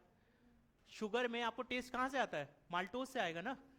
तो आपका सलाइवरी अमाइलेज काम करना बंद कर देगा वहाँ, ठीक है, तो आपको टेस्ट ही नहीं आएगा फिर। तो जब आपकी तबीयत खराब होती है तो वो टेस्ट चला जाता है, सिक्रीशन नहीं होंगे, आपको खाने का मन नहीं करेगा। तो वो सारी चीज़ें इसी वजह से होती हैं, क्योंकि बाकी के सिक्रीटरी जितने भी जूसेस होंगे उसमें जो एंजाइम होंगे वो फंक्शन करना कम कर देंगे, ठीक है। उसके अलावा हंगर, थर्स्ट, सर्काडियन रिदम, ये सारे कहाँ से कंट्रोल हो रहे हैं? ब्रेन से कंट्रोल हो रहे हैं. Human behaviour, activities of endocrine glands, all these are being controlled. ये जनरलाइज है, किसी स्पेसिफिक पार्ट का नहीं बताया जा रहा है. ये बताया जा रहा है कि ये सारे के सारे फंक्शन किससे हो रहे हैं? ब्रेन से कंट्रोल हो रहे हैं. चलिए फिर से बता दीजिए मुझे, बताइए कि अर्ज ऑफ ईटिंग कहाँ से कंट्रोल होती है? ऑडिटरी रिफ्लेक्सेस कहाँ से कंट्रोल होते हैं? सेक्सुअल बिहेवियर कहाँ से कंट्रोल होता है? लिम्बिक जोन से कंट्रोल होता है. ठीक है, चलो ठीक है. उसके बाद आ जाता है रिफ्लेक्स एक्शन और reflex arc. Reflex action is a kind of saving mechanism. ठीक है, आपके पास सेविंग मैकेनिज्म का मतलब ये हो गया कि आपको पता है कि आपके पास ऐसी काफी सारी मैकेनिज्म होती हैं जहां हम बहुत कॉम्प्लेक्स चीजों के लिए डायरेक्टली सेंट्रल नर्वस सिस्टम को इन्वॉल्व नहीं कर सकते. ठीक है, जैसे मान लीजिए कि अगर यहाँ कोई चीज हो गई, मान लो कि रोड साफ नहीं हुआ या कहीं कोई सिस्टम प्रॉपर काम नहीं कर रहा, तो हम ऐसे नहीं बोलेंगे ना. यस बच्चा, किसमें? अच्छा, ब्रेन स्टेम. एक चीज रह गई, ब्रेन स्टेम, वो देख लीजिए आप. ब्रेन स्टेम जो होता है, जो नीचे का ब्रेन का पार्ट आप देख रहे हो, उसमें एक स्ट्रक्चर है ब्रेन स्टेम. ब्रेन स्टेम में आपके पास होता है mid brain, pons and medulla oblongata. इन तीनों को मिला के ये स्टेम है जिसके ऊपर क्या है? ब्रेन रखा हुआ है. ठीक है, so that is called brain stem. आपसे पूछा जाएगा व्हाट इज ब्रेन स्टेम. अच्छा, एक चीज मैं और आपको बता रहा हूं एडिशनल, कि जो ब्रेन स्टेम होता है कई बार उसमें डाइंसिफ्लॉन इट मे और मे नॉट बी इन्वॉल्व. कौन सा? डाइंसिफ्लॉन. लेकिन आप लिखोगे तो स्पेशली इन तीनों के बारे में लिखोगे कि what is brain stem, mid brain, pons and medulla oblongata. आपका जो ब्रेन स्टेम होगा वो इन तीन चीजों से बना होगा, लेकिन कुछ टेक्स्ट में मेंशन कर दिया गया है कि हो सकता है कि डाइंसिफ्लॉन भी कभी इन्वॉल्व हो जाए. लोअर पार्ट आप देखते हो कनेक्ट तो रहता ही है, तो कई मतलब उसमें भी कई बार इशू आता है कि डाइंसिफ्लॉन को भी ब्रेन स्टेम का पार्ट माने या ना माने. तो कुछ लोग मानते हैं, कुछ लोग नहीं मानते. लेकिन अभी तक आपके एग्जाम के पॉइंट ऑफ व्यू से जो इंपॉर्टेंट है, जो बिल्कुल क्लियर है कि that's a part of the mid brain stem, that is a mid brain, pons and medulla. Is it clear to everyone? फिर आ जाते हैं रिफ्लेक्स आर्क पे. जो रिफ्लेक्स एक्शन, आपके पास ये एक ऐसी मैकेनिज्म है जिसको आपने बहुत अच्छे से पढ़ा होगा, क्लास 10th में भी पढ़ाया जाता है. रिफ्लेक्स आर्क आपको पता है, this is a kind of system जो एक सेवियर सिस्टम है. We don't want to involve the complex central nervous system, brain, और आप नहीं चाहते कि कोई ऐसा चीज हो कि किसी ने आपको पिंच बोया, आप इमोशनल हो गए, सोच रहे हो कि पिंच बो दिया यार, ये तो गलती हो गया, मैं क्या ही करूं, रो रहे हो, ट्रेजिडी हो गई उस पर. ठीक है, तो इतना नहीं करना. हाथ रख दिया आपने, अब वो इमोशनल उस पर हाथ रख दिया, मैं क्या ही करूं, आज तो हाथ जल रहा है मेरा. इतना मतलब कॉम्प्लेक्स नहीं बनाना ना, आपको बचना है भाई उससे. ये सारी चीजें मैकेनिज्म नहीं है. से बचाने के लिए आपको एक सिस्टम दिया गया कि रिफ्लेक्स एक्शन सिस्टम दिया गया, जिससे आप क्या कर रहे हो, वो सारा टाइम सेव कर लो, बाद में इमोशनल होना. पहले तुम अपना जो भी सेवियर वाला मैकेनिज्म है वो बचा लो. ठीक है, तो इसमें होता क्या है, बहुत सिंपल मैकेनिज्म होता है कि जिसमें क्या क्या मिनिमम, अगर आप देखोगे एक रिफ्लेक्स आर्क के लिए क्या रिक्वायरमेंट होती है, बताओ जल्दी. एक अगर आपको रिफ्लेक्स आर्क बनानी है तो मिनिमम आपकी रिक्वायरमेंट क्या है?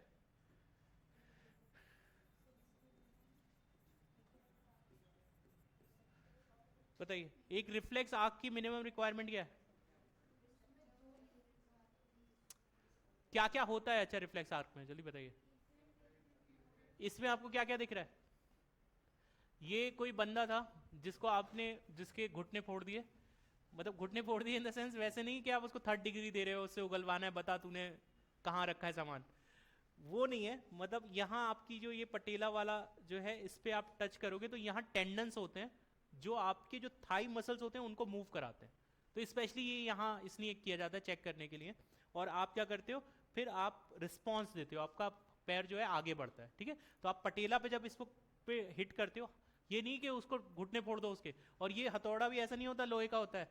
ठीक है, ये या तो रबर का होगा, हार्ड वाले रबर का होगा. ठीक है, ये नहीं कि लोहे के ला आज तेरा मैं रिफ्लेक्स चेक कर लूँ, उसके बेचारे के गरीब का कुछ रिफ्लेक्स बचे ही ना, तुमने पटेला तोड़ दिया उसका. ठीक है, और टेंडन्स भी तोड़ दिए. तो कोई प्लीज घर पे don't try this at home. ठीक है, जैसे चलता है ना डिस्क्लेमर, अगर करना भी है तो आप रबर वाले हैमर से कर सकते हो. तो इसमें आपने क्या किया, जब आपने स्टिमुलस दिया तो यहाँ पर जो टेंडन्स होते हैं वो पुल होते हैं और ये इन मसल्स को करेंगे, जो मसल्स स्पेंडल है स्पेशली थाई के, उसको पुल करेगा तो आपका पैर आगे बढ़ेगा। इसमें होता क्या है, सबसे पहले एक एफरेंट पाथवे आप देख रहे हो यहां से जा रहा है, ठीक है। ये एफरेंट पाथवे में एक्चुअली होगा क्या, सेंसरी न्यूरॉन। तो अगर आपसे पूछा जाए कि एक पूरे सिस्टम के अंदर एक रिफ्लेक्स आर्क बनाने के लिए आपकी मिनिमम रिक्वायरमेंट क्या होती है, मिनिमम रिक्वायरमेंट ये हो सकती है कि आप जो है एक सेंसरी न्यूरॉन हो और दूसरा कैसा हो, मोटर न्यूरॉन हो। क्या ये इंटर न्यूरॉन कंपलसरी है? 750 कितना कंपलसरी नहीं है, रिसीवर का है? ठीक है।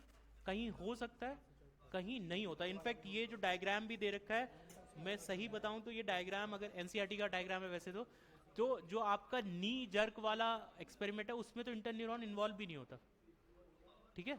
इसमें डायग्राम में दे रखा है, बट नी जर्क का जो एक्सपेरिमेंट है उसमें असल में अगर आप देखेंगे तो ये जो इंटर न्यूरॉन है, inter neuron is the one जो कम्युनिकेट कर रहा है। आपके पास ये सेंसरी वाला है और ये कौन सा है, मोटर है।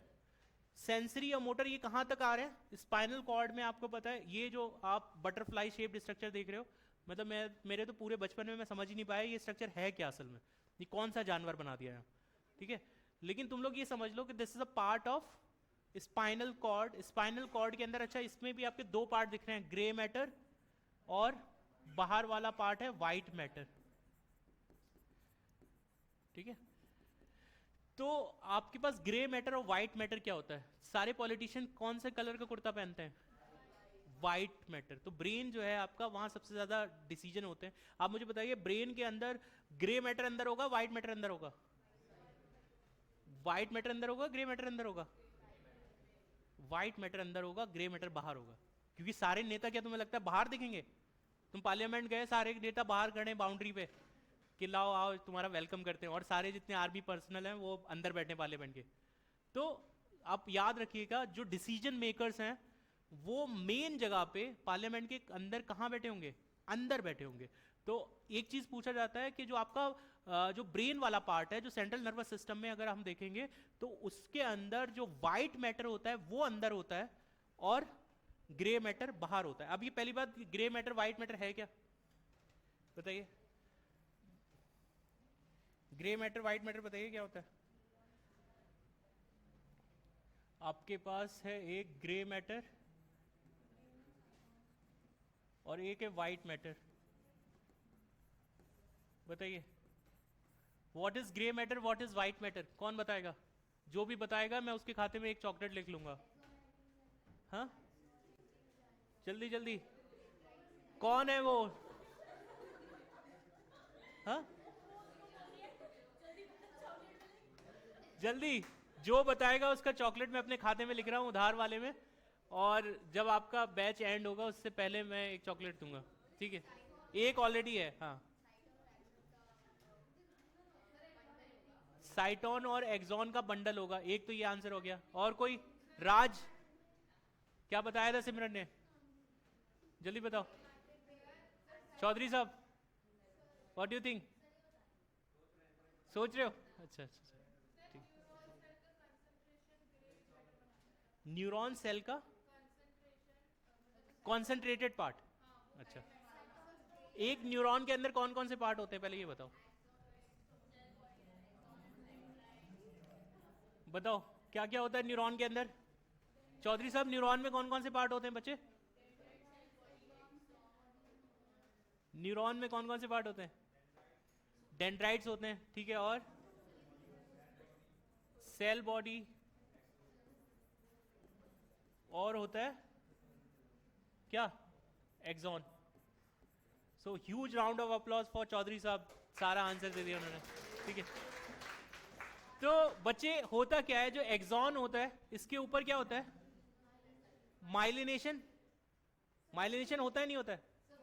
कभी हो सकता है, कभी माइलिनेशन हो सकता है, कभी नहीं हो सकता है, राइट। अगर इसके ऊपर माइलिनेशन होता है तो ये कलर देते हैं व्हाइट। सेल बॉडीज जब एक दूसरे के साथ मिलते हैं उससे क्या बनता है, ग्रे। नॉन माइलिनेटेड भी कैसा देते हैं, ग्रे। तो आपका जो ग्रे कलर आ रहा है वो किसकी वजह से आ रहा है, सेल बॉडीज की वजह से आ रहा है। जो न्यूरॉन की जो सेल बॉडीज हैं, जब मान लो बहुत सारे न्यूरॉन्स हैं, ठीक है, और आपने उन सबके हेड पकड़ के, सेल बॉडीज पकड़ के, मान लो ये मान के चलो जो रावण का सर था वो सेल बॉडी है। अब उसके 10 सर हैं, आपने वो सब मिला दिया, जो ऊपर वाला पोर्शन है वो क्या हो गया, ग्रे मैटर। सेल बॉडीज का कलेक्शन, मतलब आपके पास 10 न्यूरॉन थे, आपने सेल बॉडीज को बराबर लेके आ गए, उससे जो मैटर बना उसको क्या बोला, ग्रे मैटर। अब उसके बाद रिमेनिंग पार्ट जो उसके एक्सॉन्स हैं, जिनके ऊपर क्या है, माइलिन शीथ है, तो क्या बोलेंगे उसको, व्हाइट मैटर। तो खास बात यह है कि आपका जो ब्रेन वाला पार्ट होता है उसके अंदर, और मैंने आपको बताया कि जितने भी व्हाइट जो कपड़े पहने होते हैं वो सब लोग कहाँ होते हैं, अंदर होते हैं। तो ब्रेन के अंदर जो मेन डिसीजन वाला पार्ट है वो अंदर कर रहे होंगे। तो ब्रेन के अंदर क्या होता है, मतलब white matter is inside, grey matter is outside. लेकिन स्पाइनल कॉर्ड में जैसा अपोजिट होता है, क्योंकि जब आप पब्लिक में आते हो तो आप अपने गार्ड को करते हो पीछे, कहते हो पहले मेरा फोटो हो जाना चाहिए क्योंकि मैं हेल्प कर रहा हूँ, ठीक है। ये बहुत कंफ्यूजन क्रिएट करता है, इसलिए याद रखना। कई बार पूछा जाता है आपसे कि ब्रेन में ग्रे मैटर कहाँ होता है, व्हाइट मैटर कहाँ होता है, और लोग इसको हमेशा उल्टा करते हैं, ठीक है। तो आपको याद रखना है कि जब मेन पार्लियामेंट वाला सेशन है तो उसमें सारे जो नेता लोग हैं जो व्हाइट कुर्ता पहनते हैं वो सब लोग कहाँ होते हैं, अंदर होते हैं, और जो ग्रे सिक्योरिटी पर्सनल्स होते हैं वो कैसे होते हैं, बाहर होते हैं। लेकिन जब हम पब्लिक अपीयरेंस देते हैं, अगर हम कोई रैली कर रहे हैं या हम किसी से मिलने जा रहे हैं, तो कोशिश करेंगे कि हम मीडिया के सामने हम आए।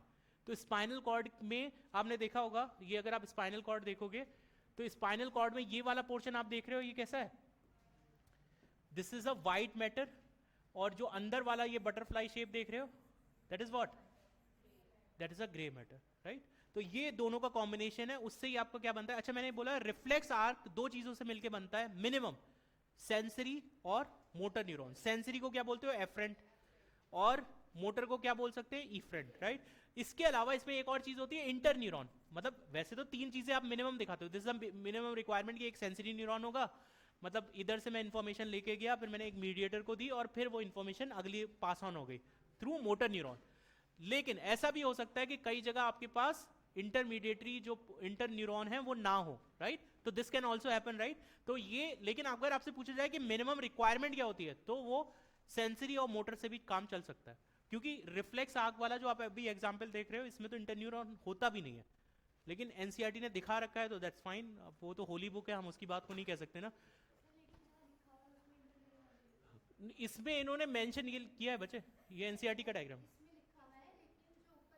हाँ टेक्स्ट में नहीं मेंशन है, डायग्राम में इंटरन्यूरॉन मेंशन किया है। तो डायग्राम में इंटरन्यूरॉन है, लेकिन असल में इस एक्सपेरिमेंट जो रिफ्लेक्स आर्क वाला है, इसके रिफ्लेक्स आर्क में इंटरन्यूरॉन नहीं होते, बस सेंसरी और मोटर होता है, ठीक है। क्लियर हो गया बच्चे, चलो तो we are stopping here today. इसके बाद हम पढ़ेंगे आई और ईयर नेक्स्ट क्लास में, बहुत कुछ है, रुको 1 मिनट। Thank you everyone.